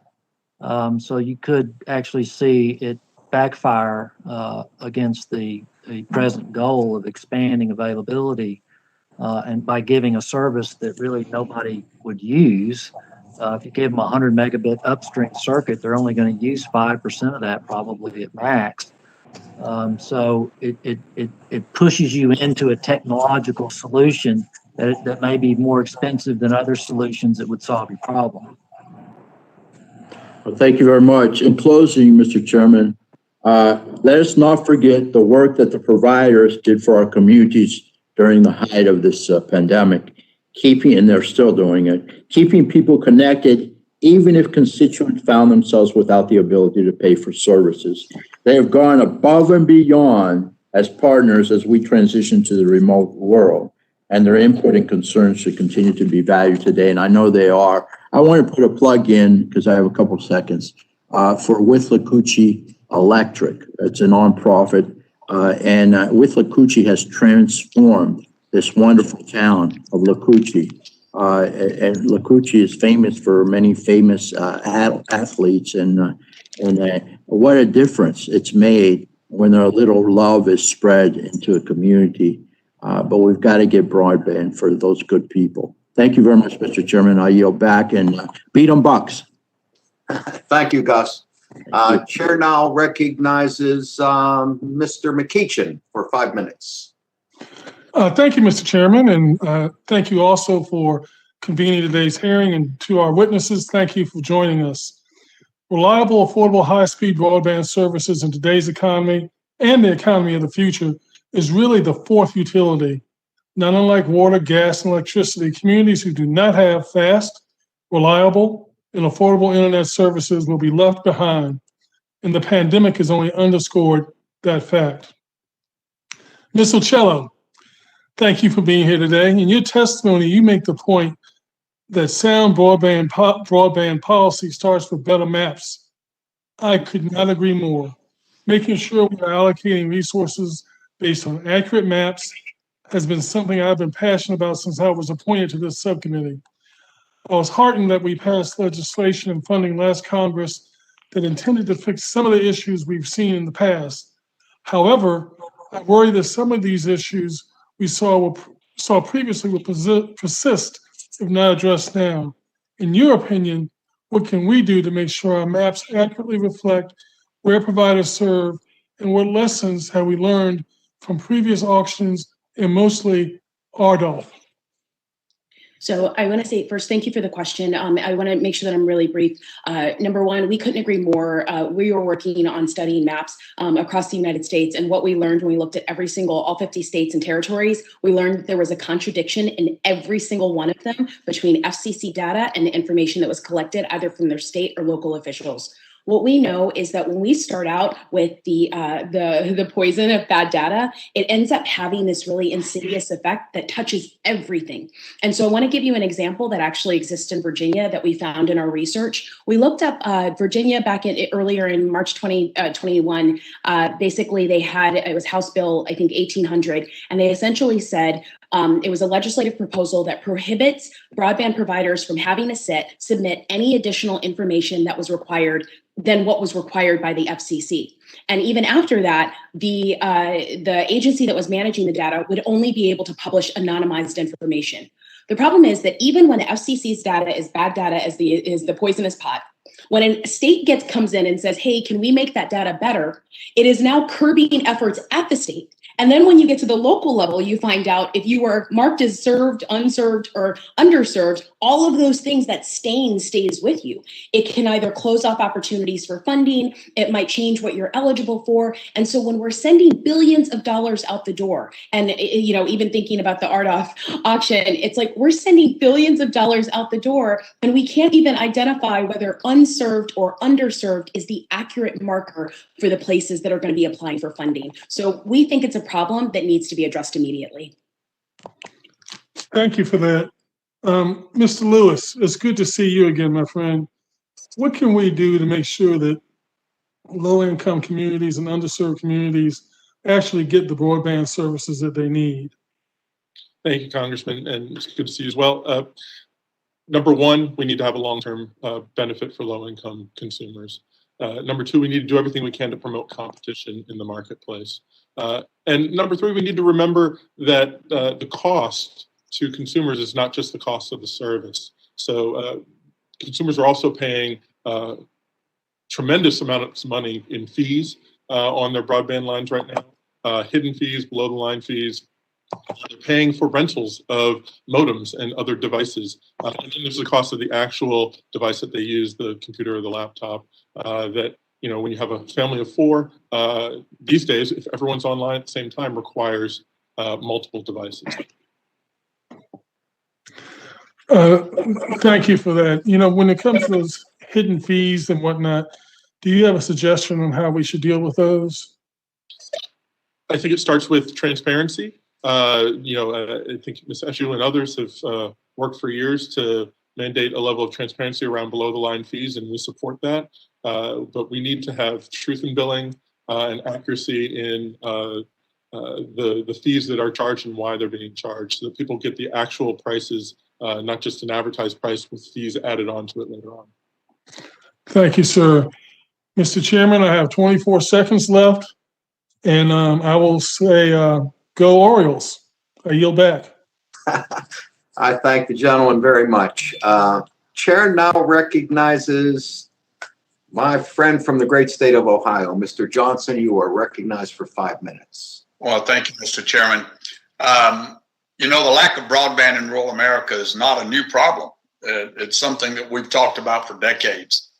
And while I acknowledge that affordability may play a factor in the availability of broadband for some in urban and rural locations, the lack of infrastructure and accessibility in rural America in many places that I represent means that broadband simply is not an option, period. You can't pay for a service that doesn't exist, even if you've got the money. However, I am appreciative of the efforts of many ISPs to work with consumers and provide low-cost options to increase broadband affordability in areas where broadband is available, where cost is the true barrier to adoption. Particularly during the COVID pandemic, many providers pledged, as we all know, to connect as many Americans as possible and did so without a government mandate. So, Dr. Ford, we all want to close the urban-rural digital divide while fostering a healthy environment for competition and innovation. However, there are efforts by the Biden administration to have the federal government regulate consumer broadband prices. We're also seeing various initiatives at the state level to do this as well. So do you think these rate regulation efforts will effectively close the digital divide in America? Well, it certainly won't close the urban-rural divide, which you mentioned. It won't close it. It will.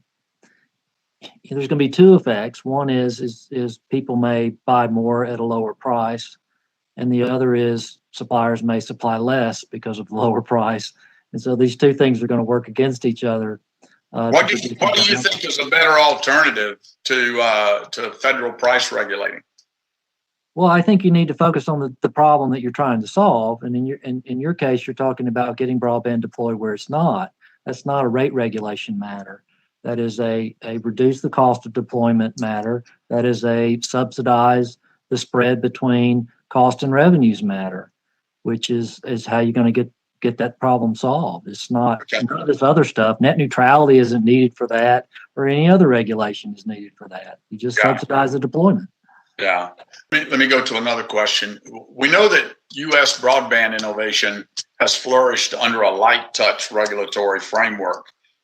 In the immediate period following the 2015 Title II Open Internet Order, which threatened companies with burdensome public utility rules, including rate regulation, we saw a significant decline in broadband investment. Yet, after a return to the light touch regulatory framework under Chairman Pai's leadership at the FCC, U.S. broadband companies increased their investment. Now they're investing more than 3 times as much in broadband infrastructure per household as their tightly regulated European counterparts.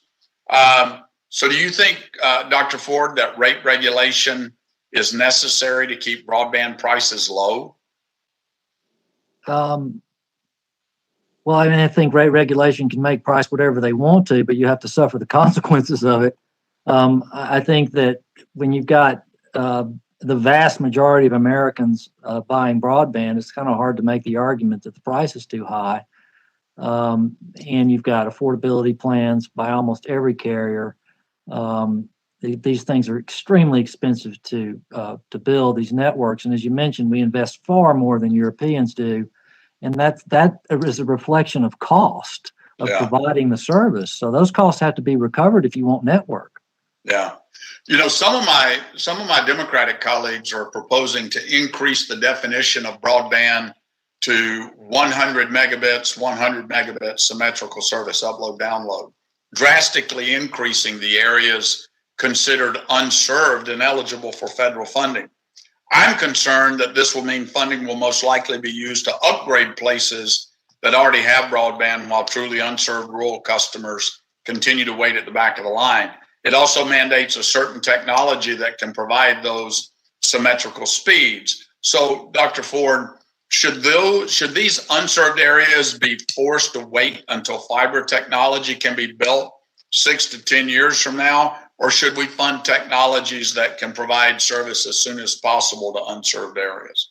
They need to have, if broadband is really important, they need to get broadband as soon as possible at a speed that satisfies the need. And 25.3 satisfies almost any socially valuable need. Yeah, I have a comment on that, but my time has expired, and out of respect for my chairman, I'll forego that. Mr. Chairman, I yield back. I thank the gentleman very much. Let's see. Next, Mr. O'Halloran, you're recognized for 5 minutes. Thank you, Mr. Chairman, ranking member, for this meeting today. I want to thank the panel for a great discussion. Broadband access is a problem on both Democratic and Republican districts in the American. The fact is that access to broadband in America's rural communities is downright terrible. It's not even close to being where it needs to be. In Arizona, only 66% of the population has access to broadband at the FCC's minimum speed standard. And that's not competitive with the rest of America. In Apache County, the download's 2.28, and this is through Google speed tests. And the upload is 0.80. The Navajo County, 6.71 download, 1.83 upload. And Greenlee County, 9.68 download and 2.75 upload. And that's where they have it. And again, everybody on this panel knows that where it's accessible is not even near to being able to be afforded or get into your home in these areas, the census areas. And this is especially true in tribal communities where broadband deployment lags behind non-tribal areas. High-speed internet access is required to participate in our 21st century economy, as well to ensure that our children receive a high-quality education, and not to mention telemedicine and other health areas. Businesses need high-speed broadband to compete. Workers need it to do their jobs. Children need it to do their homework.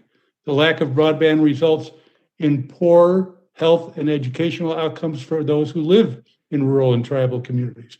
we must make a real investment to bring every community online. Our top priority must be to reach every home in America. Everyone must be able to get online regardless of where they live. This will require flexibility in how we expand access to every neighborhood. What works in cities might not work in most remote areas. We can't have a system where the best technology is only available in major cities and suburbs. Rural America needs to catch up. Our children in those areas need to be able to compete in the worldwide economy, and so do the businesses in those areas. My first question is to Ms. Ochillo. I'm concerned that if we all fall short, or if we fall short of our goal in connecting every household with broadband, the communities that will be left out will be the rural and tribal areas of my district and other districts like it. How can Congress work with local governments in rural areas to make sure 100% of households get online?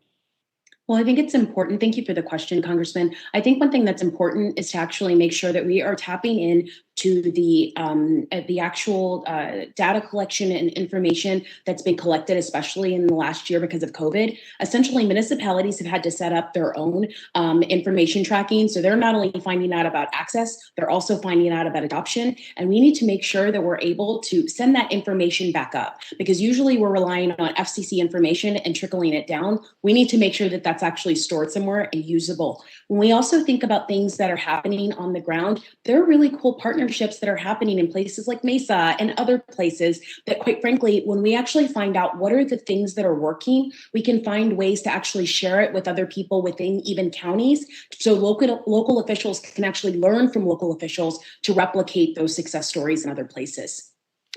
Just so I have a comment here, I've been listening, and what I've heard is we're trying to make excuses why we shouldn't do something, instead of finding ways that we can do something. And we need to start thinking in that direction. I know if we were a business, that's what exactly we would be doing. Mr. Lewis, there are some rural areas in my district where building out broadband will be very difficult, and we may have to consider options other than fiber optics to get it done. Do you think we should prioritize speed or access? And do you think there is a trade-off between the two? Well, certainly as technology develops, we hope there'll be more and more options for making sure that we get the quality and the speed to everyone. But I think it's important that as a country, when we're setting policy, that we're setting a standard that is in urban, rural, tribal areas, that everyone has the same standard for the quality of broadband, the speed of broadband that they can get. And hopefully over time that will be able to be provided by multiple different types of technology. Gentleman's time has expired. Thank you. I yield. Okay, the chair now recognizes Missouri's favorite Congressman, Billy Long, for 5 minutes. Thank you, Mr. Chairman. I appreciate that. And Dr. Ford, as we have this discussion here today, I'm reminded of the king that sent out one of his servants that he wanted him to come back and research all the history of the world, all the knowledge of the world. Wanted every bit of knowledge he could gather. So the guy goes off, comes back in a year, he's got 8 volumes. The king said, that's way too much. Get it down to 1 volume. So he comes back another year and he's got all the information, knowledge of the world in 1 volume. Way too much. Come back with 1 chapter. So he does that same thing, comes back 8 paragraphs, finally says that's way too much. I want all the knowledge of the world, but I want it condensed. And he finally comes back after another year and he said, there's no free lunches. And that's kind of what my question or direction is going to go today, since we know there are no free lunches. When I hear talk about the government regulating broadband prices, I wonder what the costs are going to be. As an economist, could you discuss how this country has benefited from choosing not to heavily regulate broadband, and what you predict the impact would be if we decided to regulate rates? Yes. Giving the private providers the flexibility to meet the needs of their customers and try to obtain customers is very important to the development of the market, and encourages the private providers to invest in network and to upgrade their networks. when you constrain the firm with respect to its prices, then it has to try to do that in some other way. And that other way may not be desirable. If you constrain its price, it may reduce quality. It may stop upgrades. It may reduce where it goes. I mean, there are consequences. It's not that you can just change price and nothing happens. There's a response. Firms are not passive recipients of regulation, and that would be my one sentence if somebody asked for the volume of the history of regulation. Firms respond to what you do to them, often in ways that you don't expect and often in ways you don't like.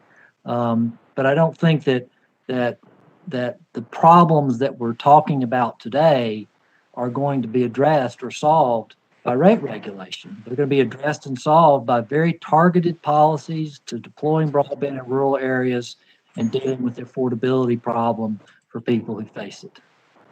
Are you, staying with you here, Dr. Ford, are you concerned about all the federal broadband money crowding out private investment, and what impact is this having on the incentive for private investment and the speed of deployment?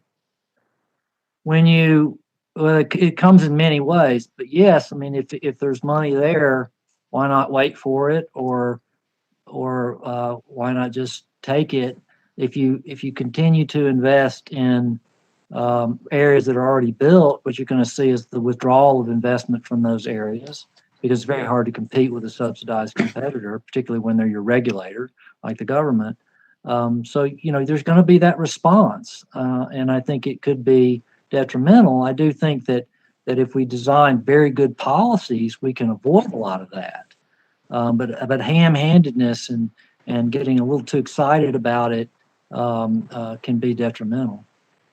Isn't it true that the combination of increasing broadband speeds and falling prices means that residential broadband prices have dramatically declined on a megabit per second basis?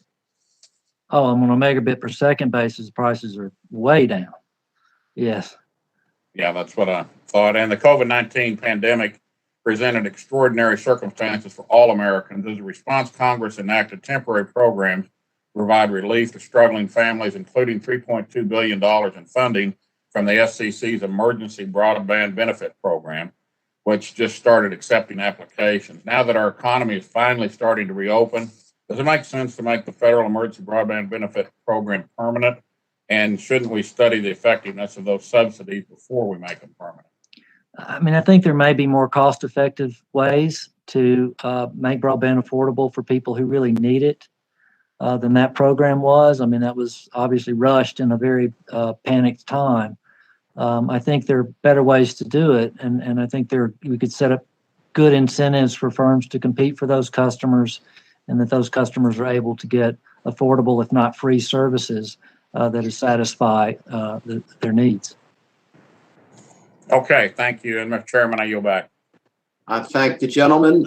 Chairman now recognizes the gentleman from Florida, Mr. Soto. You're recognized for 5 minutes. Thank you, Chairman, for the opportunity. America has been here before. There was a time as late as the 40s where so many families in rural America had no electricity. And a young member of Congress campaigning for Senate named Lyndon Johnson promised farm families that electric cooperatives could help them and their reliance get them off of oil lamps and wood-burning stoves. And America got it done. Can we imagine living in places without electricity across America? That would be unspeakable. This is the challenge of the 21st century, providing internet access to all Americans, because it is just as essential. I was looking at the statistics and the staff analysis. 20% of Anglos have no access to home broadband. 29% of African Americans have no access. 35% of my fellow Hispanic families have no access to broadband. Whether it is broadband or whether it is other internet options to get us to those last miles, to those isolated rural areas, such as Native American tribal lands, we need to get it done. That is the charge of this committee. That is the charge of this Congress. And then when we see studies like the Deutsche Bank study finding that Blacks and Hispanics are 10 years behind Anglos with regard to internet access, it's an equity issue. Then when you look at the number of students, 15 to 16 million lack internet access.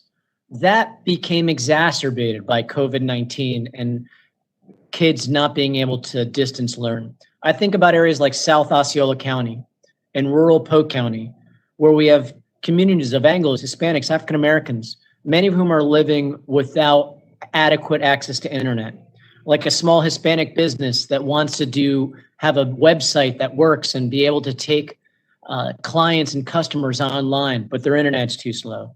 An African American student in a small city that couldn't distance learn over the pandemic because he or she didn't have internet access, or the Anglo farmer in my district with a cattle ranch or with a citrus grove that wants to use advanced sensors and Wi-Fi for precision agriculture. It's out of reach for these constituents and others. And as I mentioned, COVID has only exacerbated these disparities. So my first question is for Ms. Cheney. Do you think that the American Jobs Plan and the goals of this committee to boost internet access through those plans will make a big difference to getting internet access to all Americans? I think it'll make a huge difference so long as it doesn't just solve for deployment, as long as it also solves for affordability. Congressman, I'm from Florida. It's good to see you. Let me just say that in addition to the examples that you gave, I'd also like to give some examples around women. I come from the women's economic security space. We know what this pandemic has done to women's employment. We know that when women make more money, right, there's a lower wage gap when women have flexibility in the workplace. Having broadband in the home allows for flexibility. It allows them to meet caregiving responsibilities. It allows men to meet caregiving responsibilities and to be able to work. It allows them to work at night, pull an all-nighter. It allows children to be able to pull an all-nighter to be excellent. And when they can take jobs that allow for flexibility, they can usually earn more money. This is a critical piece for us to address. Absolutely, and I agree. Mr. Lewis, we've heard a lot said today about how we don't have enough info to act to increase internet access in rural areas and communities of color. Do we have enough information to get started on this?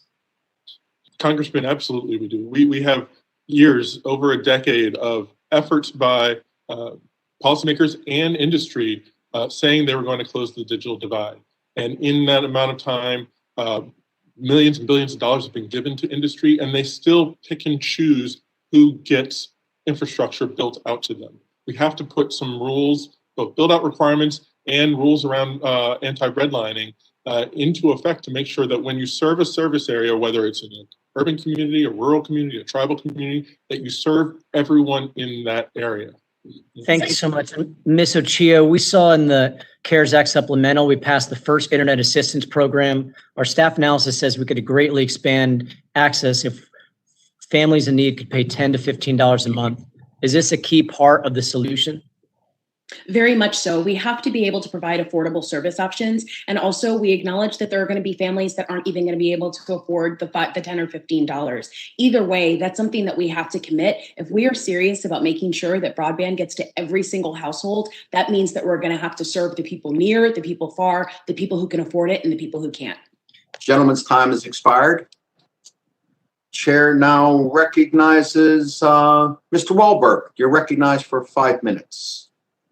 Thank you, Mr. Chairman. I appreciate that. Appreciate this hearing and all of the panel members that are with us.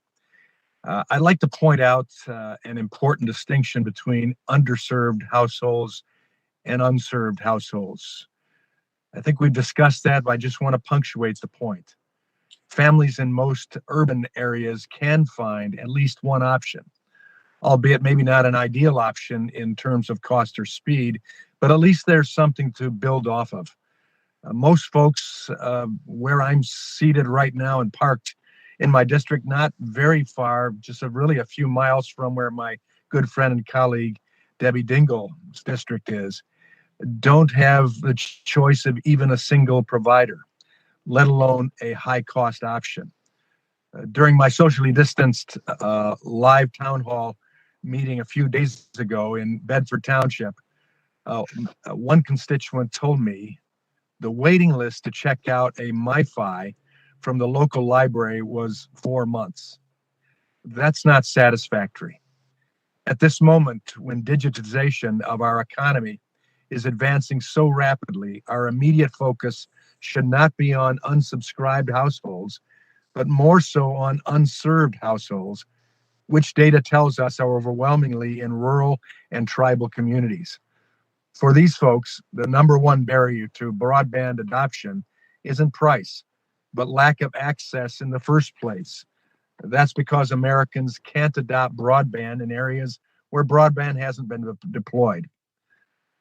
Now our Democrat colleagues in Congress and administration have introduced plans to expand broadband deployment, but most of their proposals, including the LIFT Act and the Biden-Harris administration's infrastructure plan, focus on upgrading technology in areas that are already served and overbuilding existing high-speed networks rather than connecting areas without any service at all. In contrast,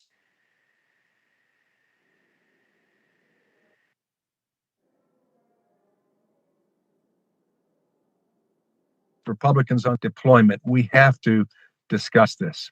Mr. Ford, how would proposals that focus on future-proof networks and symmetric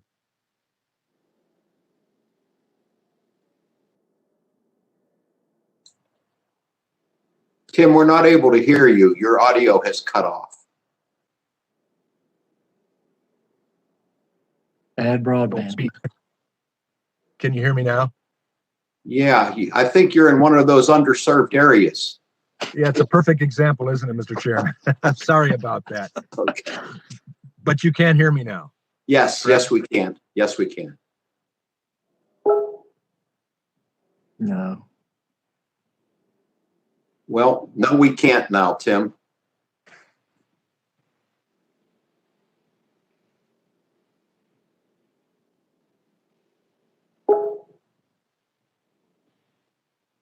Let me, if you can hear me, I just made my case. Well, I yield back. Okay, the gentleman yields back, and we're going to have to get some service out your way right away, Tim. I'm glad to see your car wasn't moving, but we'll try to get back to you if we have some time, because you were cut short. Okay, let's see. Ms. Rice, you are next. You are recognized for 5 minutes. Thank you so much, Mr. Chairman. I want to thank all the witnesses for being here. You know, I'm so glad that, Mr. Chairman, that we are having this hearing today, but I just honestly am at a loss to understand that we're quibbling over this issue. You know, access versus cost. The bottom line is kids are being left behind and opportunities are being lost. And that is going to have an enormously huge impact on the competitiveness of this country going forward. Look, the inability for some families to afford internet service has caused connection disparities along racial and geographic lines, as we have spoken about. We all saw during this pandemic when students who lived in one neighborhood had extremely different outcomes with at-home learning than their counterparts in a neighborhood just a few blocks over, all because one student could get online while the other couldn't. Affordability should not be a barrier to entry. And that is why I think all of us in Congress should be proud that we, with what the EBB program has done. And we'll see how this goes as the application process begins. So, Ms. Cheney, I'd like to start with you. Just a couple of questions. Can you talk again about how the EBB program is going to help close the adoption gap? Do you agree that encouraging broad provider participation in the broadband benefit program will help maximize both consumer choice and increase enrollment? And do you believe that this benefit, this EBB program, should be made permanent? Thank you so much, Congresswoman. We absolutely support the Emergency Broadband Benefit Program. We know there are areas where it could be improved, but ultimately we believe everyone should be very focused, and certainly our affiliates will be focused in working with the FCC to make sure that people know that this benefit is out there, that they know how to utilize the benefit, and they know how it would have vast improvements, in their lives and in their ability to compete in a 21st century market and educational environment. So we're very excited about that. We want to partner with other organizations who are here, who want to do that outreach work. And we welcome the participation of anyone who's engaged in trying to make sure that program is deployed. And yes, we think if it's successful, we want to see where improvements need to be made, but we do believe that having some kind of permanent program is important, because otherwise, what's going to be the difference at the end of the emergency? People will still need broadband service. And what has not been talked about enough here, in my view, is that the fact that our world has changed. And we're not just going to go back to pre-pandemic levels and standards and norms. We're moving on. Everything will be more digitalized and more, there will be a lot more tele in all of the work that we do. And so I'll yield, but I wanted to make that point. I think it's really important. No, it's a really good point, Ms. Cheney. And, look, all of us know that we were talking about access and affordability of broadband well before this pandemic. But now what we can't do is ignore it, because the pandemic has laid it bare for all of us to see, and it's impossible to ignore, nor should we. Ms. Ochilo, I'd like to ask you to talk about eligibility to receive a discount through the program. I've just talked about different communities that are more likely than others to lack broadband service at home, but one group that doesn't usually receive much attention is older Americans. A lack of home broadband for older Americans makes it harder to get critical health information, make appointments for telehealth services, and even vaccine appointments. We've seen that in my district. So are you aware of community digital inclusion efforts to ensure that seniors are connected? And can those programs be replicated in other places around the country? Well, there are several community programs that are making sure that seniors are connected, not just in New York, but nationwide. But I do think that one thing I want to drag in here is that one of the reasons why is because of librarians. They're actually one of the people who are my favorite. They are my digital social workers. They make sure that people actually stay connected when they aren't enrolled in school. And one thing I want to point out, if we're talking about economics, when we have people who are older adults that are living longer, people are not just going to have one career. And usually that second career is going to require some sort of online training to upskill. So we need to not only think about how do we get the K through 12 and the college students trained, how do we make sure that people are ready for their second career and prepared for that? When we're talking specifically about the emergency broadband benefit, it's not only that people don't know about it, it's that it's actually most of the information sometimes is online. So we have to actually get out into neighborhoods to make sure that people find out that they're actually eligible. Gentlelady's time has expired. Let's see, the chair now recognizes Mr. Duncan for 5 minutes. I thank the chairman for holding this important hearing, and I support the idea of a broad bipartisan effort to address the need for rural broadband. I believe this means a focus on doing what will last for the long term, while also getting the most bang for the buck. That will require investing in fiber optic infrastructure in the ground that we can grow with and grow the network with. Again, so that we're not paying for the same areas over and over. We need to ensure that government isn't paying for the same urban center broadband networks over and over again. That means emphasizing the work this committee has done to ensure that we're utilizing accurate mapping to help push broadband where it's needed, to rural areas in Appalachia and throughout the South and the West. There exist 2 or 3 organizations which I believe can get us to rural broadband coverage most efficiently: electric and telephone cooperatives and private sector telecom companies. They've done similar things before, and I believe they can do it again.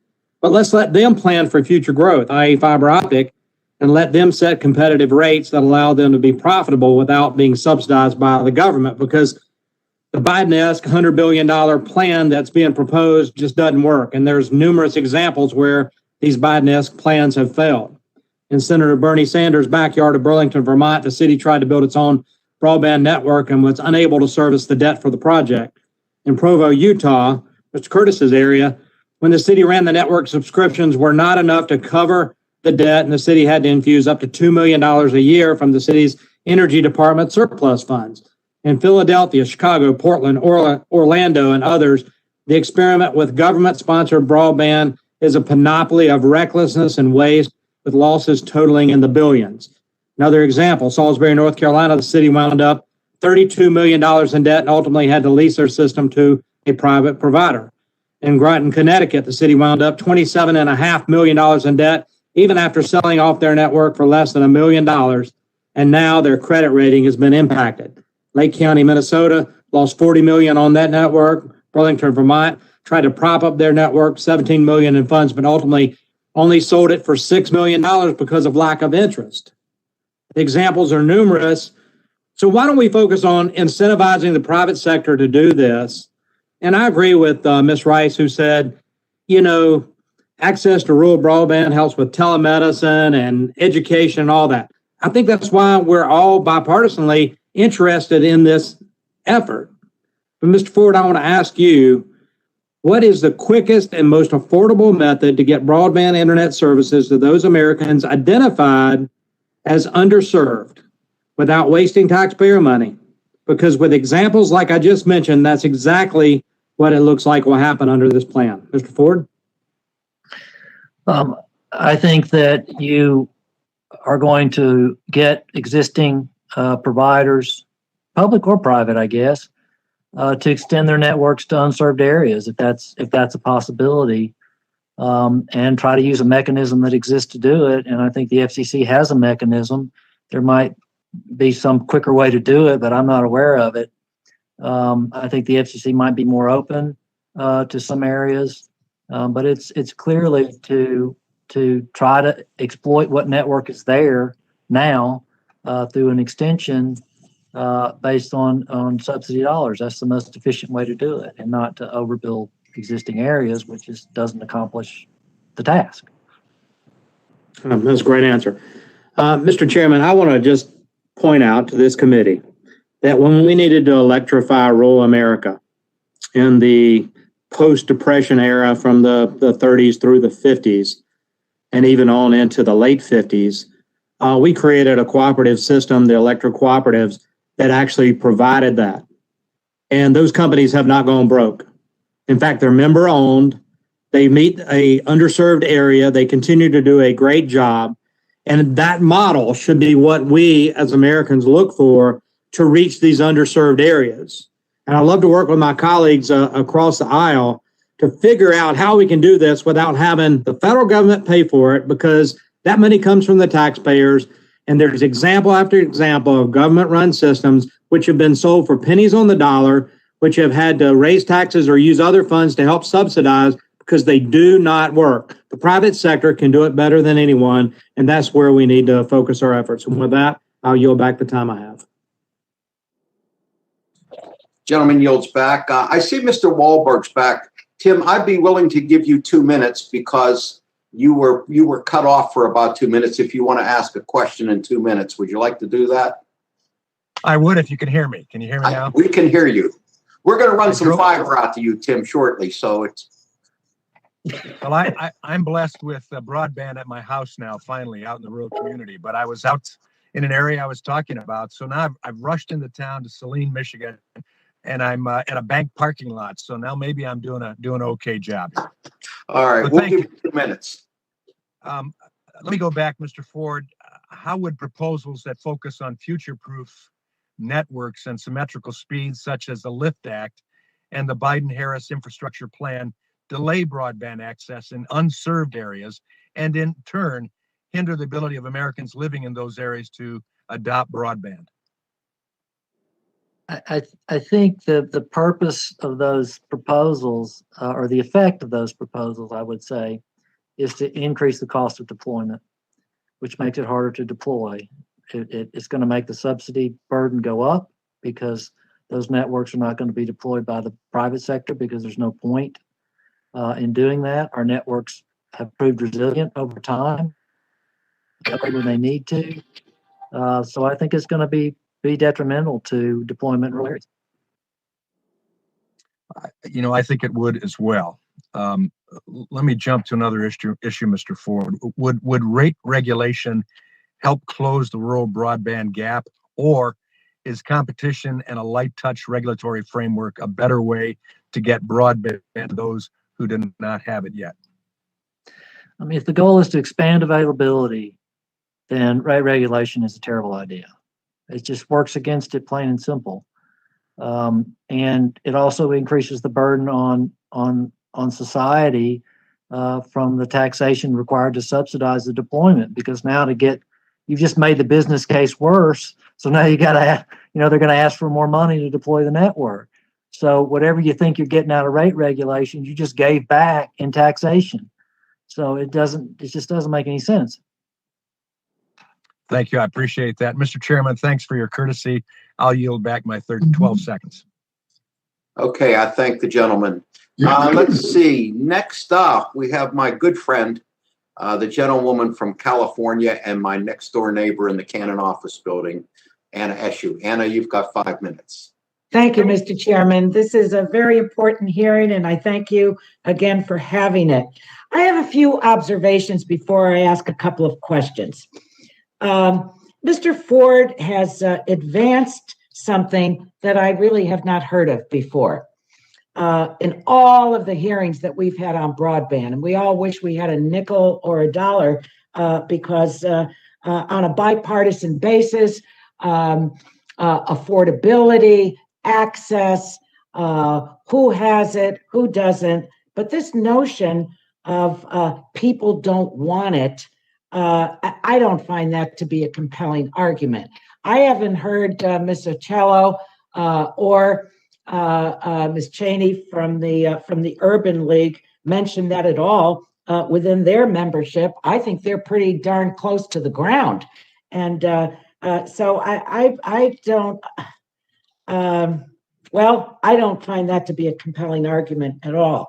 Now, the issue of rate regulation has been raised. I don't know how many members have read all the bills. Go back and read them. You're not going to find rate regulation in any of them. If you want to call affordability rate regulation, well, tell your constituents that. Tell your constituents that. We know if someone can't afford something, they don't have access doesn't mean a darn thing to them. So read the bills instead of the talking points. Now, Mr. Wahlberg described a very powerful case. He hits on access, he hits on price, he hits on competition. The problem that we have in the country is the following. Yes, we have the private sector. Terrific. They all have a business plan. They're in business to make money. We accept that. That's our system. But in their plans, they go only where they can make money. So we have large swaths in our country represented by Republicans and Democrats where people don't have access. And if there is some access, they can't afford it. And there's the lack of competition. So that's what we're trying to fix. On this issue of municipal networks not working, you know what? I could list all the ISPs that have failed. It would be a much longer list. I'll give you that list. And on municipalities having the power to establish them, we allow municipalities to have their own utility. I have one in Palo Alto, California, the home of Stanford University. So what's the problem with that? I just, it's a kind of a little bit of political double talk. Anyway, let me get to my question. First to Ms. Ocello, to all of the witnesses, thank you. I've paid very close attention to what, as you can tell, what all of you have said. On the municipal networks, how do the prices work? Can you give me or give us an idea of how much money people are saving or the affordability of it? And how does that compare with private providers? Just very quickly, because I talked about just very quickly. too long. Municipal networks work a little bit. Thank you for the question. Municipal networks work a little bit differently than private in that they usually post their prices for their service tiers online. It's hard to compare municipal networks to private networks because there's no standardized tiers. So it depends on which state and which company that you're looking at. But they are known for being lower prices, higher speeds, and also they always have a low income option for all of the residents. Thank you. And to Chris Lewis, congratulations. I think it's the first time you're testifying. Thank you. Very good. In your written testimony, you included a brief mention about how Arkansas recently changed its mind and repealed its state law prohibiting municipal broadband. What can you tell us about why the state made this decision? In short, the community called for a change. Arkansas tried using subsidies that went to some back in 2011, I believe. And those carriers simply did not choose to invest in all the communities. And so there were still people left out. And so communities heard from their constituents that something had to be done. Thank you very much. Yield back, Mr. Chairman. Thank you. I thank the gentlelady. Let's see. Mr. Curtis, you are next. You have 5 minutes. Thank you, Mr. Chairman. As a newer member of the committee, we have this unusual situation of being near the last. And I cannot think of a single time where I hope my colleagues are listening more than right now. And that's because a little over a decade ago, I became the mayor of Provo, Utah. And as such, I inherited a struggling municipal broadband network. So I've lived this. The network failed and it caused serious problems. Our local paper described it as a millstone around our neck. And it failed for a variety of reasons, most notably our inability, and I hope people are listening, our inability to deal with the fast changing nature of broadband and the large capital needs that happen on a recurring basis. And as a result, taxpayers over a decade later are still bearing the financial burden of that gamble. I saw firsthand the inherent problem with local government stepping out of their core competency.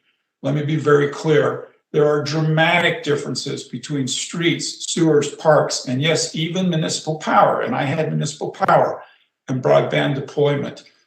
When we put our network in place, nobody could dream of a gig speed. That was just 10 years ago. We upgraded it to a gig speed at massive amounts of money. And today a gig speed is now in the rearview mirror. You've got to be talking 10 gig. So despite our failures and the failures of other municipalities with these networks, this plan still includes infrastructure prioritization for funding of these networks. Mr. Ford, can you speak to the track record of these government-owned networks? And do you understand what I'm saying with the problems with the municipality dealing with this? We were called earlier by one of our colleagues, Scrappy, as a mayor. I want you to know I actually believe that. I own that. But Scrappy doesn't work with tens of millions of dollars and billions of dollars and a core competency they're just not capable of. Mr. Ford? I think you laid it out pretty clearly there, and maybe a better witness than I am about the details of that.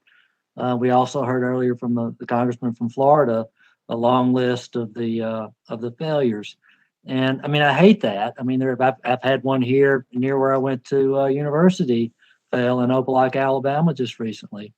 I hate that it works that way. It's entirely predictable. Yeah, and just because of time, I'm going to move on a little bit. After fits and starts today, the residents of my city have had free access to internet for 7 years, free for all of our residents. And I wish I had the time to discuss the layers of complications that you've tried to describe today with why people don't take advantage of that and why we can't get every household to take advantage of it, even when it's free. And there are layers of complication that we're not really discussing in today's hearing.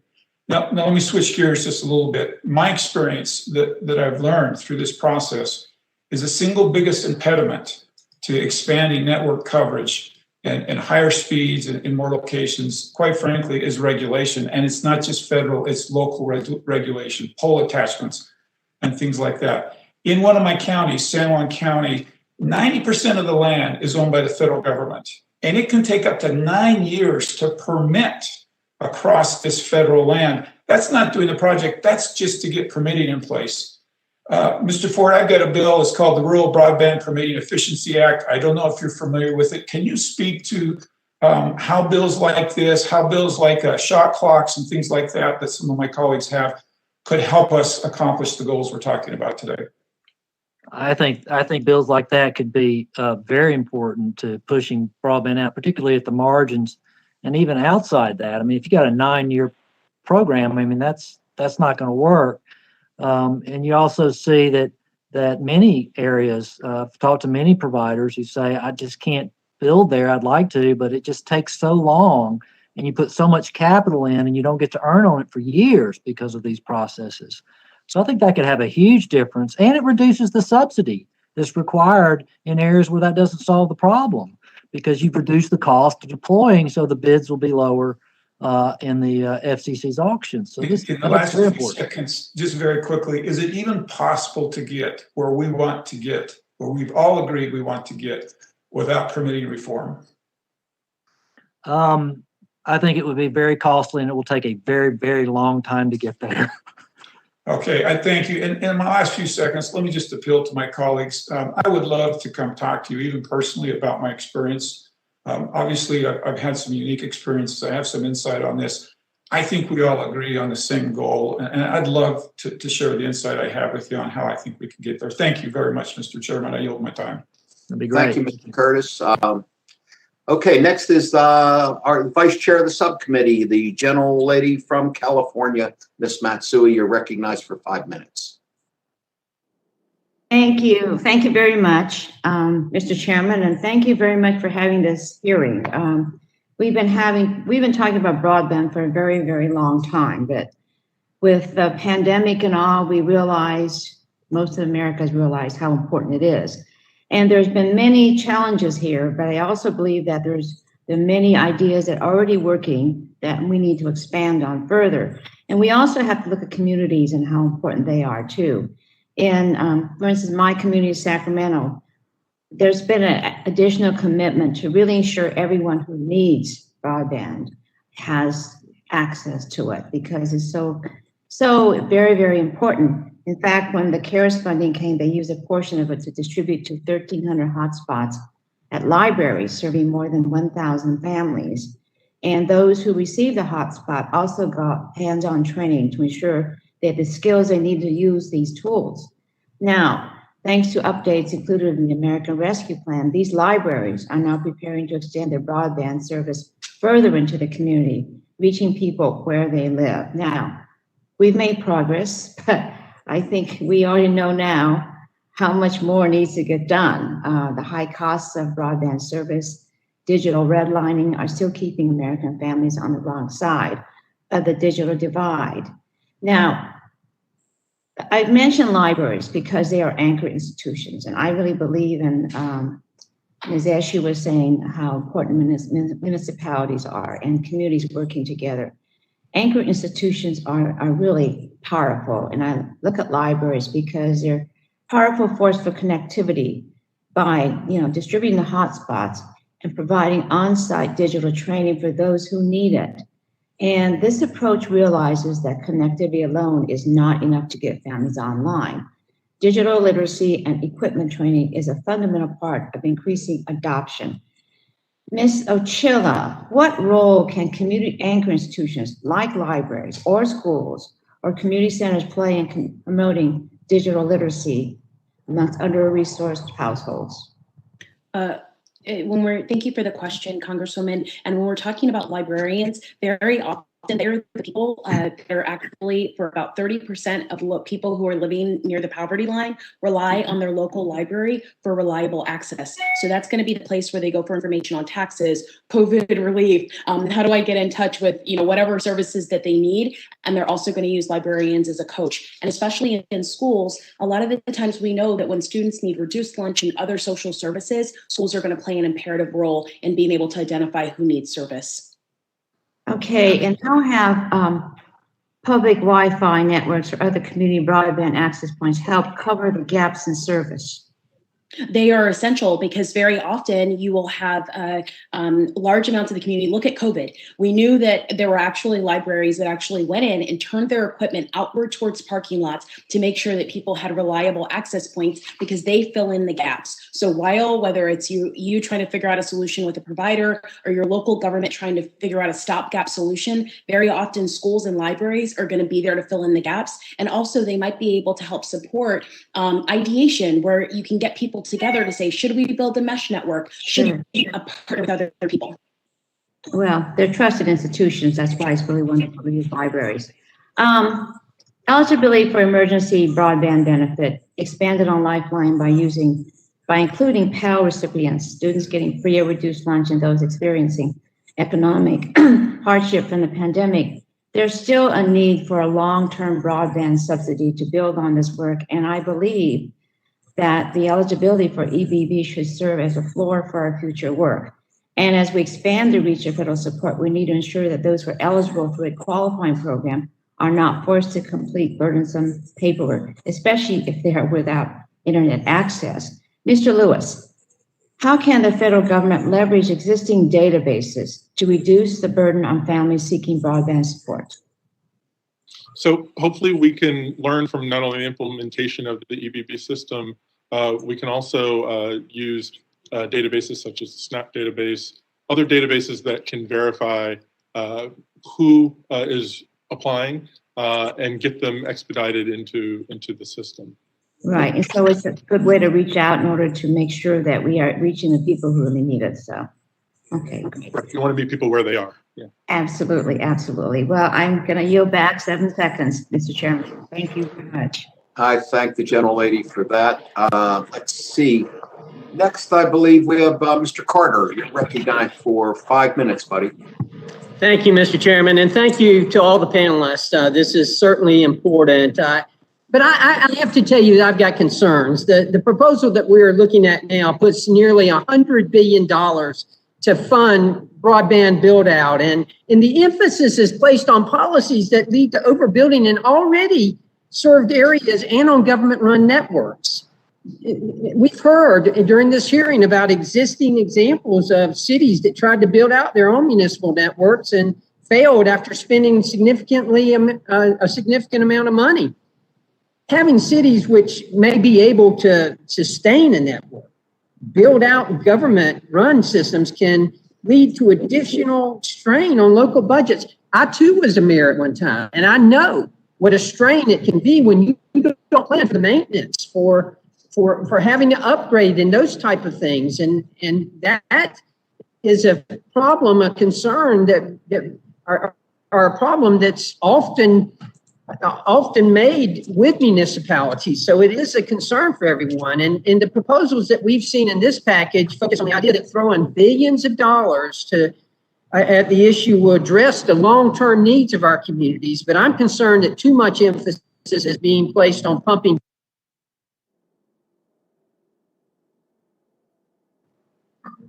I'm concerned that too much emphasis is being placed on throwing billions of dollars into overbuilding and not enough on long-term sustainability. Dr. Ford, I want to ask you, these proposals that are focused on injecting billions of dollars into communities without the notion or any notion of overbuilding or long-term sustainability, what kind of shortcomings do you see in maintenance here? Well, I mean, if you build these networks, they're going to require, with government money, they're going to require more and more and more and more government money over time. I mean, we spend $80 billion a year maintaining our broadband networks, the private sector. You don't get out of that. As Congressman McMorris was talking about earlier, they are very, very demanding of finances. And so you're going to be talking about this every year, how much money you're going to raise. How much does it cost to maintain a system like this? Any idea? Oh, I don't know what the embedded capital base of the network is, but I mean $80 billion at least for nationwide. So I suspect it's probably 10-20% of your capital base a year. Exactly. And how are cities expected to pay for it? Well, normally they'll Tax, they'll ask you for it, which is the first task. They, And they'll raise you got electricity it right rates. there. They'll ask us for it. Yeah, absolutely. Yes, and in some cities that have municipal electrics, they'll raise the municipal electric rates. That happens very, very often. Right now, the private sector investment we've seen in broadband over the last 20 years has been in excess of $1.8 trillion. And the ISPs invest 3 times as much per household than the providers in Europe do. My understanding is that each year, the ISPs in America are applying about $80 billion into keeping these networks up to date. That's just to keep them up to date, about $80 billion. But the proposals that favor municipal or government-controlled broadband seems like there's an expectation that it'll provide a better outcome. Dr. Ford, do you think that government-controlled networks are able to deliver better broadband? Not in the long term, no. I mean, there's a lot of evidence that that's not true. And it really is the long term that we're thinking about here. I mean, this is not a 1-year process. This is a long process. Well, let me ask you, are there any examples out there that you know of where government-owned networks failed or had to be transferred to the private sector? Oh, there are very, very many of them. I've written about quite a few. We've talked about them in this hearing. There's a long, long list of financial disasters in municipal broadband. And it's not like somebody else is paying. These are taxpayers that are being forced to pay the cost of those financial failures. This isn't voluntary. This is coerced participation in a financial failure. I tell you, again, in my experiences as a mayor, I was a mayor for over 8 years, and I can tell you that this is just the type of thing that gets municipalities into serious, serious trouble. And this is dangerous. I hope that, we do everything we can to encourage the private sector to be involved in this and to get out of their way and let them do what they do best. And thank you again, Mr. Chairman, and I'll yield back. Like your poster. Gentlemen, puts back. Let's see. Mr. Welch, you are now recognized for 5 minutes. Thank you very much, Mr. Chairman. Mr. Lewis, I wanted to ask your thoughts on how we provide an adequate and sustainable funding mechanism by any means. It doesn't, whether it's government or otherwise, to address the affordability issue that we did on a temporary basis with the emergency broadband program. Sure, Congressman. There are a variety of options, I think, at the disposal of the policymakers. We have a USF program that was built for the essential communications network of the 20th century phone that can be reformed for broadband. And I think that's one possible way. There are other ideas out there, such as building a fund using spectrum auctions or even through appropriations. I think the most important thing is that the funding is long-term sustainable and reliable so that low-income families can feel secure that it won't go away. Okay, what's your view about some of the programs like Comcast has for a low-cost option for folks who are on that economic fringe where they don't quite qualify for whatever the Lifeline type program would be, but don't have the money to be able to pay the full freight? I think it's great that they're offered, and it's good that the trend is that more and more providers are creating these low-income, low-cost offerings. It would be great if it was required that every provider provide it for someone who qualifies, and also that some of the rules that make it difficult for low-income families to subscribe to those low-cost options are relaxed. It can often, the Comcast program, still may require a family to unsubscribe from something that they couldn't afford, but were in order for a few months in order to subscribe to the low-cost program. Okay, thank you. Ms. Achio, on the open access projects, that as a operating principle, would that help, as you view it, to decrease the cost of broadband?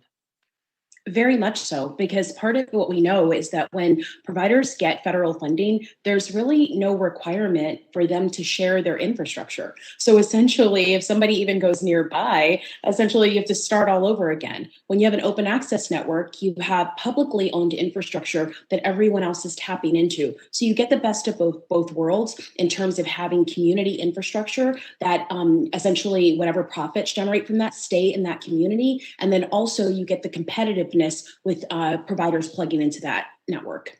So how did you I want to answer my colleague, Mr. Carter's concerns about the private sector doing this. These open access projects in a way feel like a road, anybody can go on the road. It gets built and then everybody can use it. But would his concern about getting out of the way of the private sector, would you see having these open access projects as an impediment to the private sector being able to do what it does do in some cases really well? Not at all. And I think that, quite frankly, we're seeing more and more examples of open access networks that are working. But one thing that I think we need to be really authentic about this is the fact that there are always going to be talking points to protect providers and their investment and how great they are at their jobs. But essentially, the reality is when you go out into these neighborhoods, they also decide the places that they don't want to go. So we can't have this existential question saying we want everybody to be connected, but then still fund with public funds providers who choose not to go to places that remain unserved.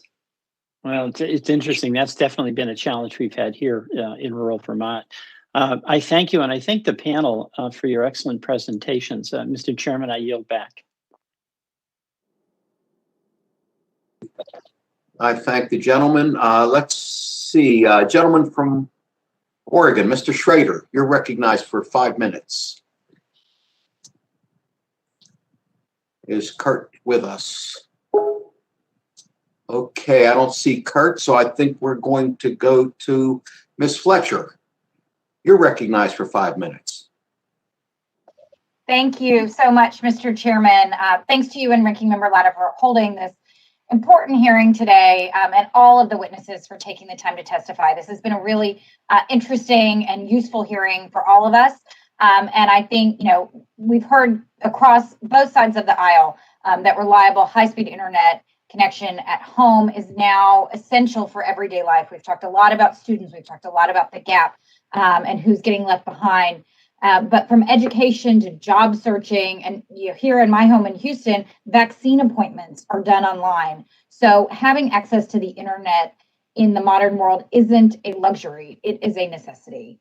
And, access to affordable high-speed internet isn't universal. That's clear today, whether it's due to the cost of the locally priced plans, lack of existing infrastructure, or digital literacy and skills gaps. So many Americans find themselves at a disadvantage when it comes to using the services that they need. So, Ms. Cheney, in your testimony, you mentioned that the adoption gap is 3 times larger than the availability gap. And I was wondering if you could talk a little bit about that a little bit more today and how the affordability has kind of driven these dynamics. Absolutely. So, so much conversation. Most Americans understand that there is an availability gap in rural America, but many of them don't realize that their neighbors are around them and don't actually have access. And that's because we see people on their phones. We see people being able to seemingly interact at a Starbucks or a library. The Latimer plan talks a lot about libraries as well as Ms. Ochoa. We believe they are heroes. But when the pandemic happened, we realized just how important that is, but how inadequate that is. Most of us, I'm looking around, are at home. We're at home, I'm at home. And so we're able to do our work from home. My mother is in the other room. My stepson is in his room doing his homework. My husband's in our bedroom doing his work. We're all here together. If we didn't have that, we couldn't be able to keep up with our work responsibilities. We couldn't be able to get a little side hustle if you're retiring and you want to do a little work. We couldn't be able to manage the responsibilities of childcare and elder care while being at home. We wouldn't be able to do any of the things that we're doing here. So we know that for the vast majority of Americans, numerically and disproportionately, those are Black and brown people. And they're also very poor Asian American people who have no access. Someone wanted to talk to health earlier today, and I haven't talked about it enough, so I want to raise it here. In terms of language access, the ability to access telehealth means that if you are a person who is having a difficult time finding a person who speaks your language in your community that you can get healthcare from, it means that through telehealth, you may have a service that has a translation service. You may be able to find someone in another community that you could not reach who might be able to help you. The innovations are endless and they will only grow. So many people care about competition and innovation and the importance of industry. That will only grow on the other side of this pandemic as we find new ways to meet our modern needs with what we have discovered about being able to be online and be home and to be able to take care of the things we need. So very important, 3 times as much. So, we don't have to have an equal response, but we want to have an equitable response, which means we absolutely must address affordability and digital readiness. Well, thank you, Ms. Cheney. I appreciate that. And I definitely agree with the shout out to the librarians and to the libraries. They are such important hubs across our communities. So I agree with that. And also with the importance of connecting people and the opportunities that access, for example, in telehealth, to finding people to connect with that can really address particular needs is so important. So I want to ask, with the time that I have left, which is getting shorter by the second, but with this emergency broadband benefit rolling out this month, what is the best thing that we can do? And maybe I'll direct this to Ms. Achillo. What is the best thing we can do to sustain the momentum that the Congress has created right now to expand adoption and in collaboration? And we've had some discussion of whether the EBB should be made permanent. Maybe you could just weigh in on that with a few seconds left. Thank you for the question. And we need to make sure that people who are eligible find out about the program. So often we set up these really high expectations for these programs, and then we don't tell anybody about them. And I think there's this assumption in Washington, D.C. that people in other places actually know what happens here. So it is incumbent upon all of us to make sure that people not only find out about it, but that we educate state and local leaders who we need as partners in this endeavor.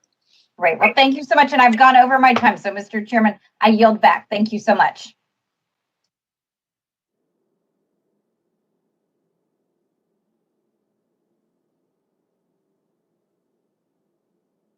Oh, I'm sorry. Gentlelady's yielded back.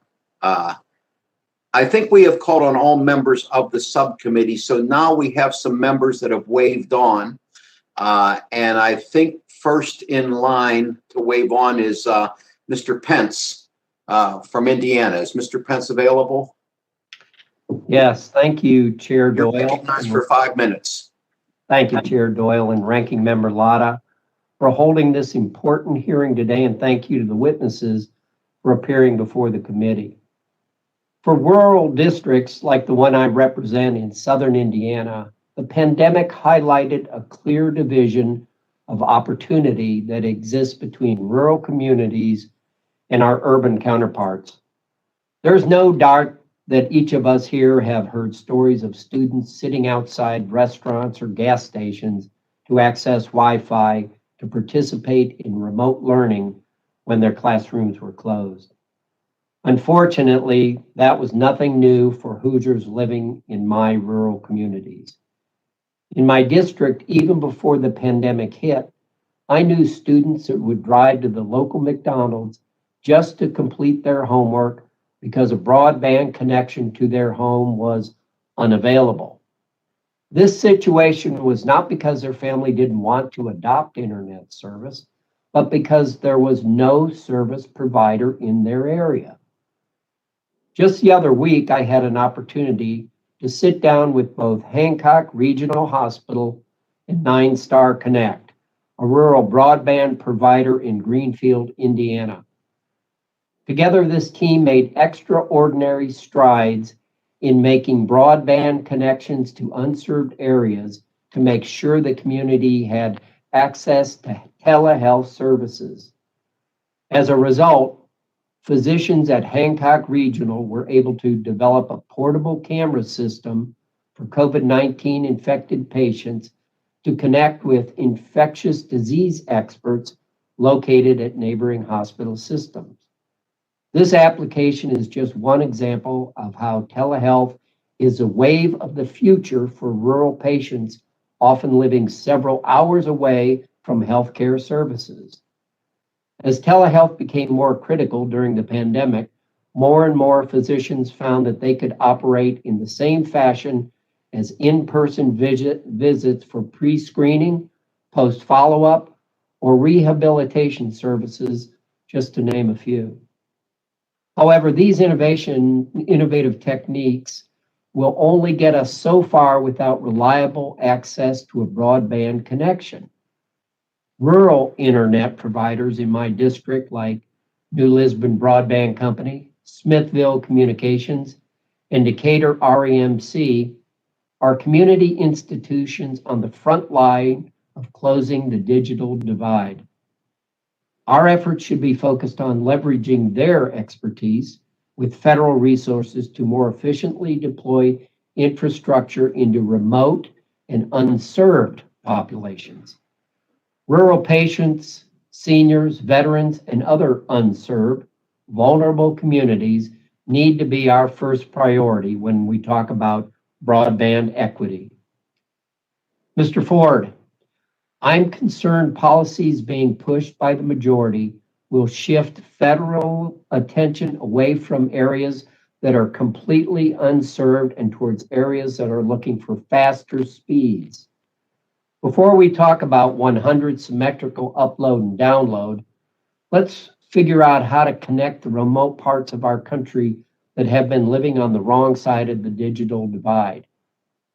My question, how could proposals like the Democrats' Lift America Act and President Biden's infrastructure plans lead to unintended consequences and exasperate the digital divide in rural America? And in contrast, how would focusing finite resources on unserved rural Americans help bridge the broadband adoption gap?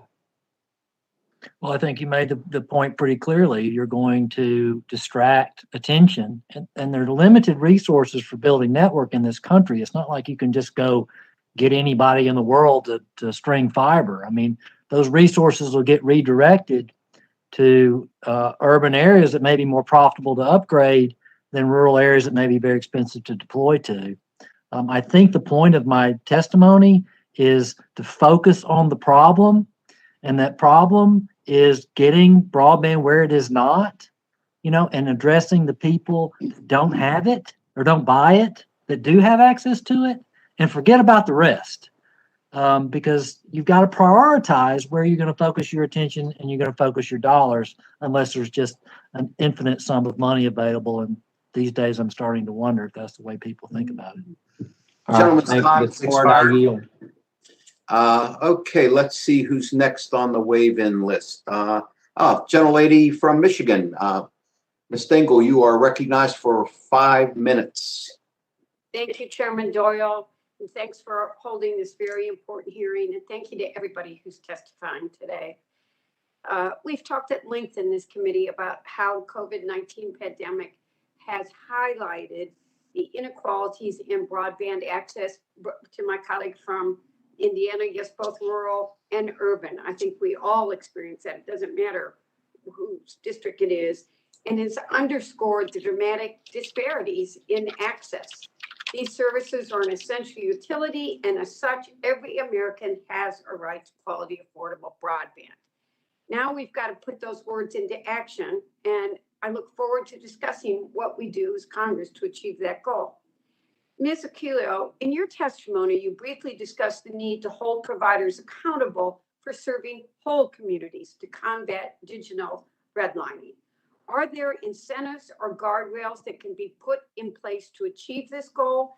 And how do we ensure that subsequent expansions in affordable broadband to areas that these companies may not view as profitable do not come at the expense of significant compromises in quality or affordability to the consumer? Well, thank you for that question, and I'll try and take it in two parts quickly. In terms of what can the federal government do to actually implement guardrails, that's something that we can actually put conditions on federal funds. That's something that even if we say moving forward, money that's going out the door must be able, like local officials should be able to enforce you going to the entire area, not just picking and choosing which parts of the areas are most profitable. To your question about what guardrails are in place right now, very little. Looking like historically over the past at least decade, local officials have less and less power when it comes to enforcing providers that are in their network, in their district. So the thing is, it makes it very, very difficult when they have very little regulatory teeth to actually say, no, you can't stop at this neighborhood. You need to go to the entire neighborhood. And so I think that more than anything, we need to really rethink how are we empowering local officials to do the enforcement actions that maybe isn't happening all the time at the federal level. Mr. Lewis, do you have any comments to add to that? Not many. I agree. I think rules can be done at both the local and the federal level to make sure that there are requirements to serve everyone in a service area. We used to have them. Let's remember that. And the networks that broadband was built on top of, the old cable and the old telecom networks, had build-out requirements, either at the local level with franchise agreements or at the FCC for telecom networks, for phone networks. And they've been rolled back over the years. So we've been successful at this in the past, and we can learn from those lessons. So I'd like to pivot briefly to discuss digital literacy. Mr. Lewis, can you briefly elaborate on how promoting digital literacy is critical for our future workforce needs? And if Congress neglects to make a robust investment in broadband access in digital literacy skills now, do you foresee any potential long-term consequences for our workforce, our communities, and our economy? It's extremely important. We need to make sure that not only are we getting folks the broadband that they need, but that they are prepared to use it in a way that is helpful to them and their community's economic development. Digital literacy training can not only help with basic skills of using the technology, but also in how to use it in a way that can promote new businesses, entrepreneurship outside of your community. This is why we support the idea of the the Equity Act, that I think it's called the Digital Equity Act, that promotes communities making digital equity plans to help do this work in your community and specific to your community. Ms. Ochila and Ms. Cheney, I've got less than a minute left. Either of you want to comment on that? I'll just jump in to say the National Urban League also supports the Digital Equity Act, as well as members of the Leadership Conference on Civil Rights and others. And we support making sure that we have digital navigators and investment in that program to make sure we meet people where we are. The only thing I will also mention is we have to make sure people even know how they would use the internet. And I think that's actually maybe a problem of year, literally, than it is right now. I think all Americans, including many older Americans, understand the benefits of broadband, whether they're able to access their church services in a way that they weren't before. People who were once sick and shut in are now able to have community with people. I think that's ways and discoveries that, again, I think there's a lot we need to be learning now about where people are instead of judging where they might have been before. But absolutely, we have to make people aware of the benefits of it. And I have no doubt that I've never heard of anyone not wanting it. It's usually that they cannot afford it or don't have it available to them.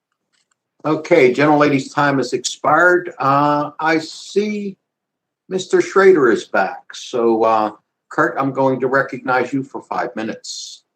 Oh, great. Thank you, Mr. Chairman. Sorry, like everybody else here, we're multitasking today and enjoyed this hearing. This is a pretty critical hearing. I'd like to ask a couple basic questions, if I may, right off the bat. Maybe Ms. Ochila to start with, and then Mr. Lewis. What is the basic level of service? Right now, we're using the 25.3 to the idea being that that's adequate to make sure we can have access to schools, access to healthcare, good business access to conduct business. Do you agree that that's adequate basic level of service? No. And I just want to say that we talk to local officials on a regular basis. And one thing that unanimously comes up is that 25/3 service, while it might be enough, it might have been enough before the pandemic when we essentially had more than one individual using the same networks and essentially needing to actually tax those lines. It wasn't enough. So we need to actually revisit whether or not the 25/3 benchmark even makes sense and why we keep sending federal money out the door, public funds in networks that are not going to be adequate 5 years from now. We need to be forward thinking about what is not only the service that we need right now, but what's the service that we need 5 and 10 years from now. Mr. Lewis, same question. I agree. 25/3 is not enough. As the uses of the internet have changed over time, so has the standard for what kind of broadband is needed. So while 25/3 may serve one person well in streaming, their favorite TV shows, it does not serve a family of 4 who are doing real-time video conferencing while their student is doing online education supplements. So this is why, thinking about the upload speed is also very important. It's why you hear the talk about symmetrical, because the more real-time video that we're doing, the more the upload speed becomes important. Is there a speed you guys would recommend? A minimum speed based on what we learned? We've been promoting the idea of going at least 100. 100 symmetrical would be great, but I understand, if folks don't feel like that upload speed is necessary yet, but we're getting to that point. And what about the subsidy? Go ahead. I said Next Century City supports increasing it as well. However, it is not to the exclusion where we think that unserved communities shouldn't get service until they can get there. What we're looking for is that people can upgrade their service, and some people might need to start at 25/3. Okay. Urban League agrees. What about the access? Okay, thank you, Ms. Cheney. Maybe Ms. Cheney, what about the subsidies? I mean, there's been some suggestion here today that a lot of these companies already give a $10 to $20 subsidy for low-income folks in the city and in rural communities. Is that enough of a subsidy to get people to sign on? Well, I guess we'll find out, right?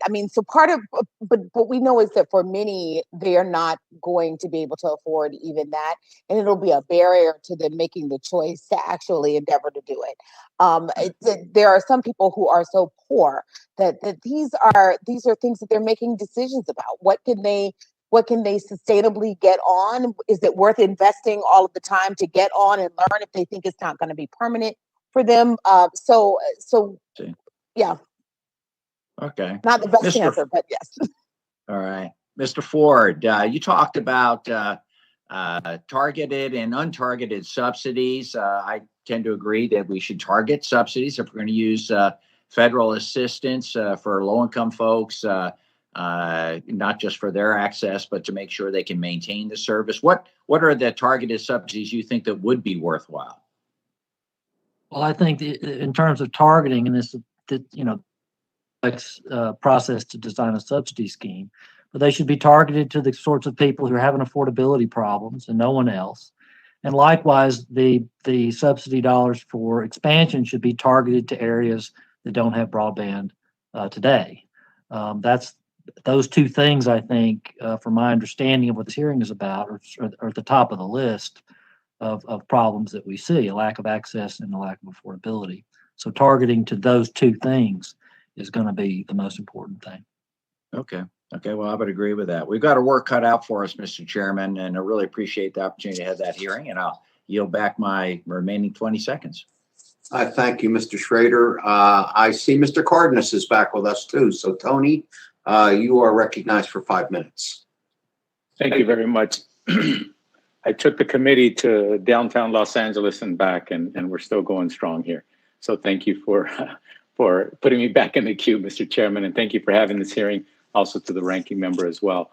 A lot has been covered today, but I want to reemphasize that when we're talking about access, for example, one UCLA study estimated that 29% of Hispanic students and 27% of Black students didn't always have internet last fall. We're talking last fall in the middle of a pandemic where almost every student in America found out that they couldn't go to school and they had to figure out, how am I going to learn? And they had to do it online.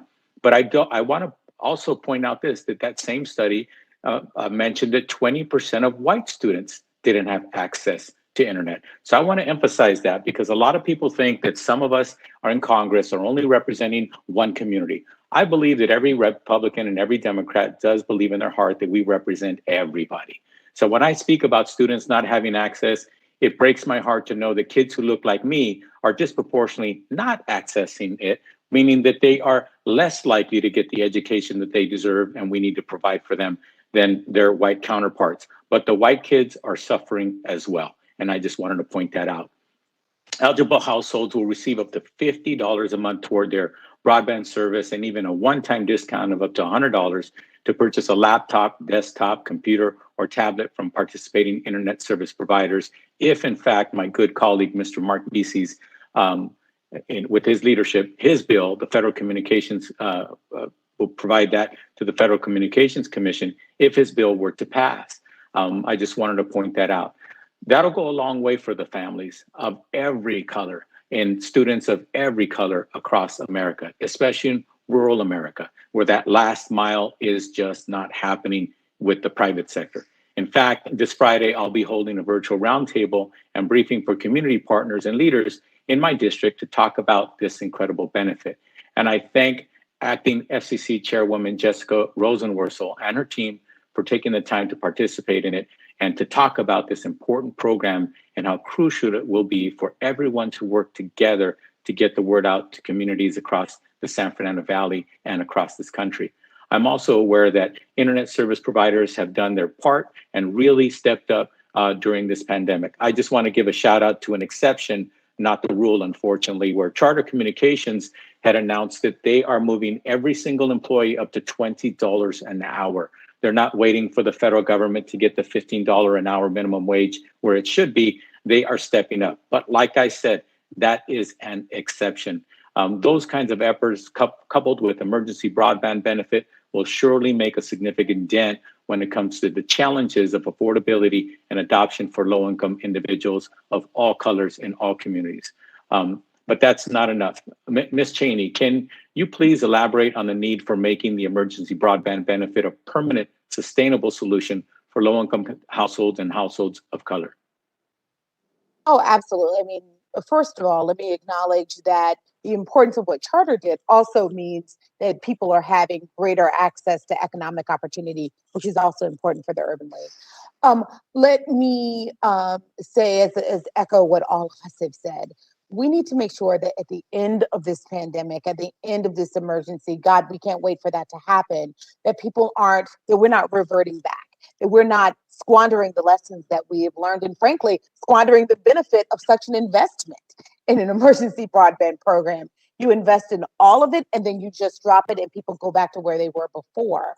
That is not, a great idea. We want to make sure that there is an emergency, there is a long-term permanent broadband program, but also that it is sustainable, right? So we want to look at sustainable ways for funding it, and we want to make sure that it is continually renewed and reviewed so that we make sure that the products that people are receiving are actually ones that meet their current need. So we want to keep improving the program, but it is very important that it be extended. Thank you, Ms. Cheney. My time is short, so I just want to point something out as well that I believe does need to be pointed out.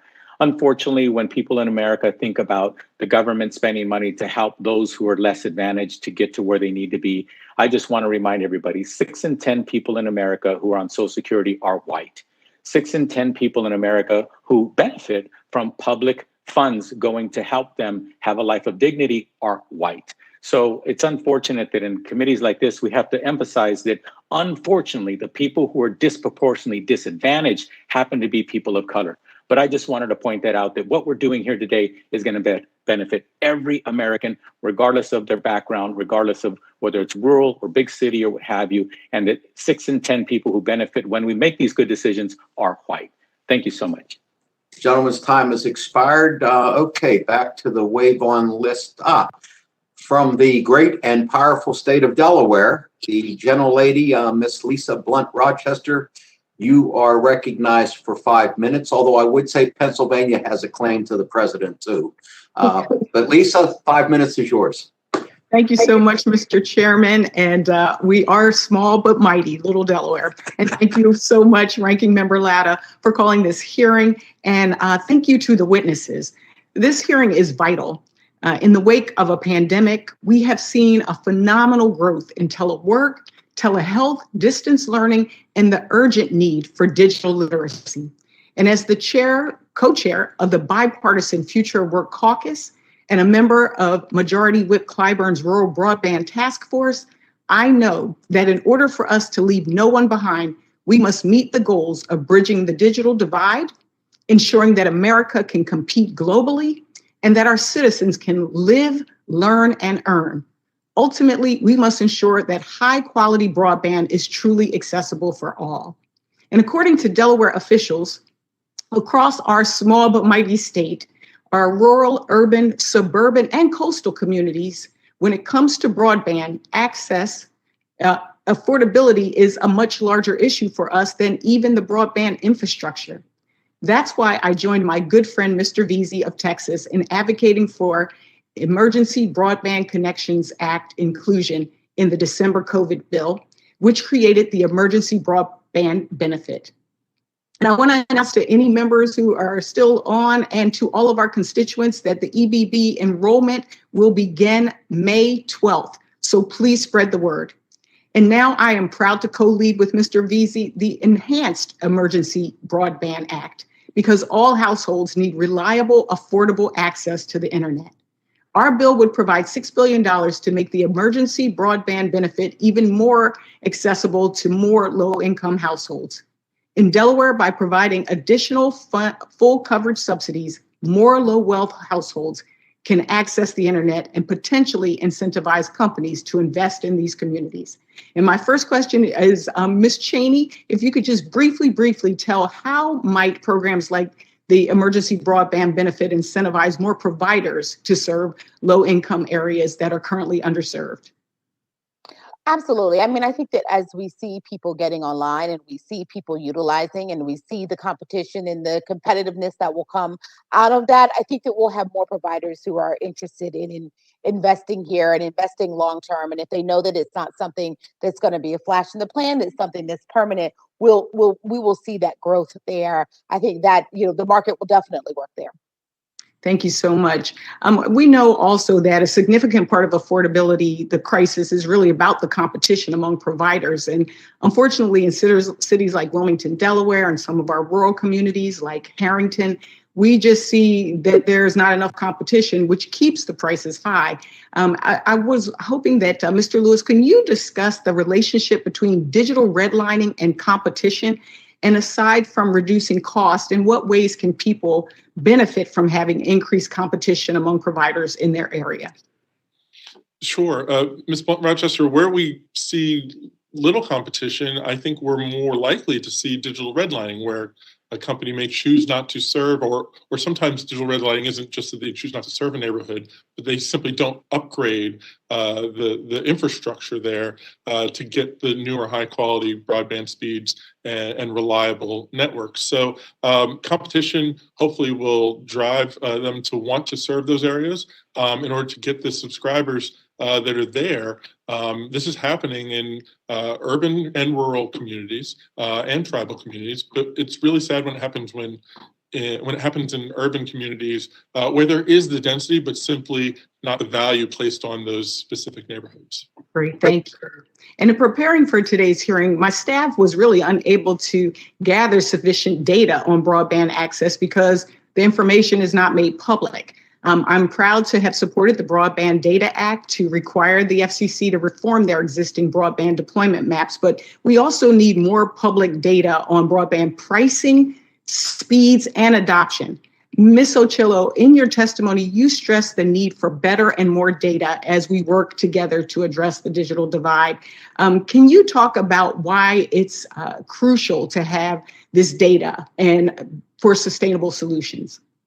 Well, I was actually just looking, I had something on my desk this morning because I pulled Delaware statistics as I was just thinking about some things. And you would be surprised to find out that the FCC says that 96% of rural Delaware residents have 25.3 access in their area, which would surprise the local officials there. And so I think that it's important for us to really confront some of these numbers. When we have the federal government saying, 96% of your area is served, everything's fine. And then you get down to either their town hall meeting, maybe you talk to a county commissioner and they're saying, no, that's way off.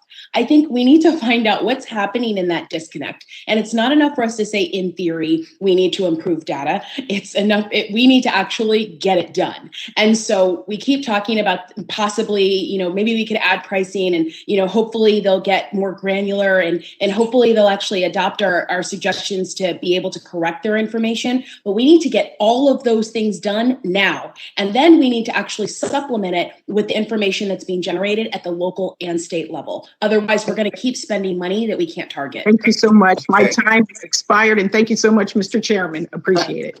I thank the gentlelady. Last but certainly not least, and I want to thank her for her patience, from the great state of Washington. Dr. Shire, you are closing up the hearing. I'm honored. Well, thank you, Mr. Chairman, and thank you to our witnesses. Thank you for holding this hearing on a really important issue, which has taken on even more urgency and attention during this pandemic. Sometimes it sort of takes that in order for everybody to pay attention.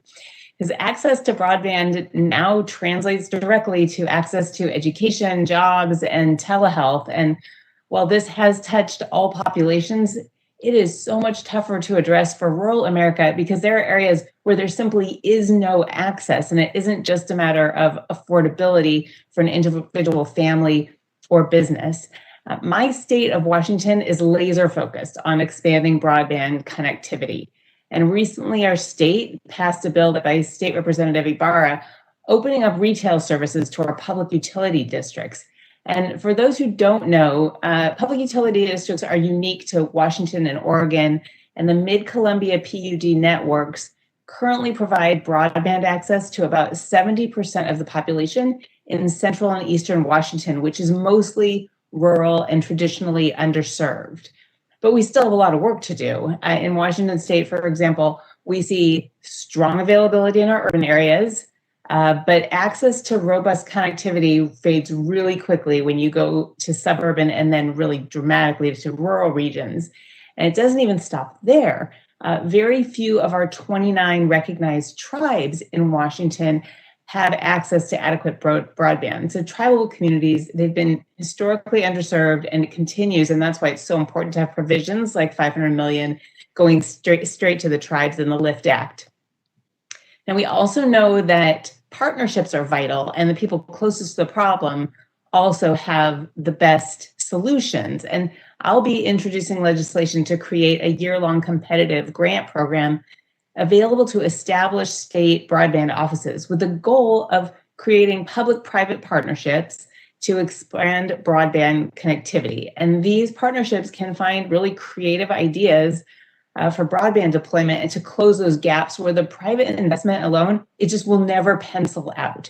So the hope is that great ideas imagined and implemented by really smart state broadband offices partnering with private industry could then be replicated and scaled up elsewhere in the country. So, Ms. Ochillo, I wanted to ask of you, in your testimony, you noted public-private partnerships are key to innovation and creativity, and that can get broadband to more remote areas. And it's certainly worked well in Washington state with the one last year between Starlink and our state broadband office, bringing connectivity to the Ho tribe.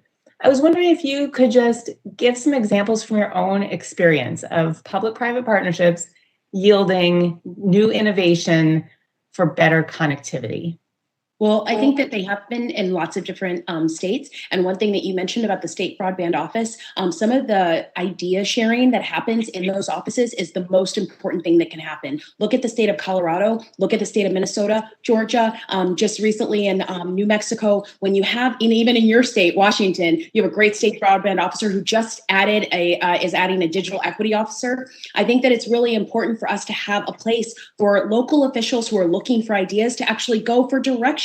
And then also for ISPs that are looking to expand, they go to state broadband officers to say, who are the best partners? So it's really important to have that place where they can actually intersect. where you have an ISP who's saying, we've got great ideas, and a local official who's saying, I want you here, where they can actually find out, here are funding options, here are possibilities. So those are things that are happening in lots of different states, especially yours. I've been so pleased with our state broadband office, because when we talk about private industry doing this, what they find is that what they do is end up just putting faster fiber to areas that already have access, instead of going those extra miles to get people who don't have any access. And it's like it's investments there where private industry won't do it. It just doesn't make sense with dollars and cents. But that's where we step in and say, no, if we want to get this to rural America, just like we did with electricity, this is where we invest. So thank you very much. I really appreciate that. I yield back the rest of my time. And this is Cardenas. Will you yield? I would be happy to yield. Is that okay, Mr. Chairman? I guess so. Oh, Mr. Chairman, I just wanted to take an opportunity on her time to say thank you for having this hearing. And what a closer. That public-private partnership needed to be expanded upon in this committee. And that's how you get things done. And Utah, try it again the right way. Thank you. You take all the time you need, Tony. Well, I want to thank all of our witnesses for their participation today. Your opening statements, your answering the questions of all these members. We really appreciate it. I need now to request unanimous consent to enter the following documents into the record. A letter from a group of 40 undersigned business associations and corporations in support of a long-term broadband benefit program. A study from the Information Technology and Innovation Foundation. A letter from Asian Americans Advancing Justice, Asian Pacific Advocates, and National Council of Asian Pacific Americans. Op-ed in the Austin American Statesman by Angela Cipher, Executive Director of the National Digital Inclusion Alliance. A report from the Benton Institute for Broadband and Society by John B. Horgan. A study from the Technology Policy Institute entitled, Does Competition Between Cable and Fiber Increase Adoption? By Scott Walston.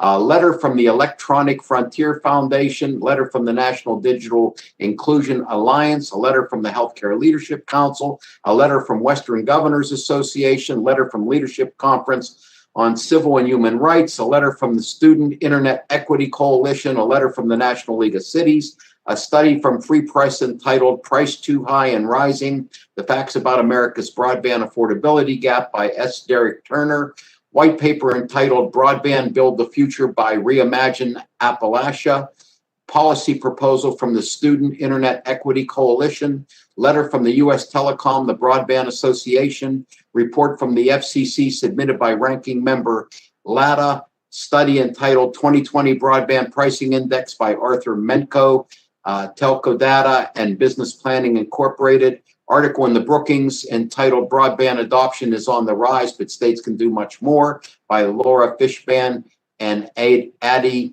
Tomer, study from the Phoenix Center for Advanced Legal and Economic Public Policy Studies entitled OTIs, Cost of Connectivity 2020 report, a critical review by Dr. George S. Ford, study from the Phoenix Center for Advanced Legal and Economic Public Policy Studies entitled Subsidizing Broadband Price Relevance and the Digital Divide by Dr. George S. Ford, study by the Phoenix Center for Advanced Legal and Economic Public Policy Studies entitled Are Broadband Prices Declining? A Look at the FCC's Price Survey Date by Dr. George S. Ford, a study from the Technology Policy Institute, study from the Advanced Communications Law Policy Institute at the New York School of Law, study from the Technology Policy Institute entitled Increasing Low-Income Broadband Adoption Through Private Incentives, letter from R Street Institute, and last but certainly not least, a letter from the Americans for Tax Reform.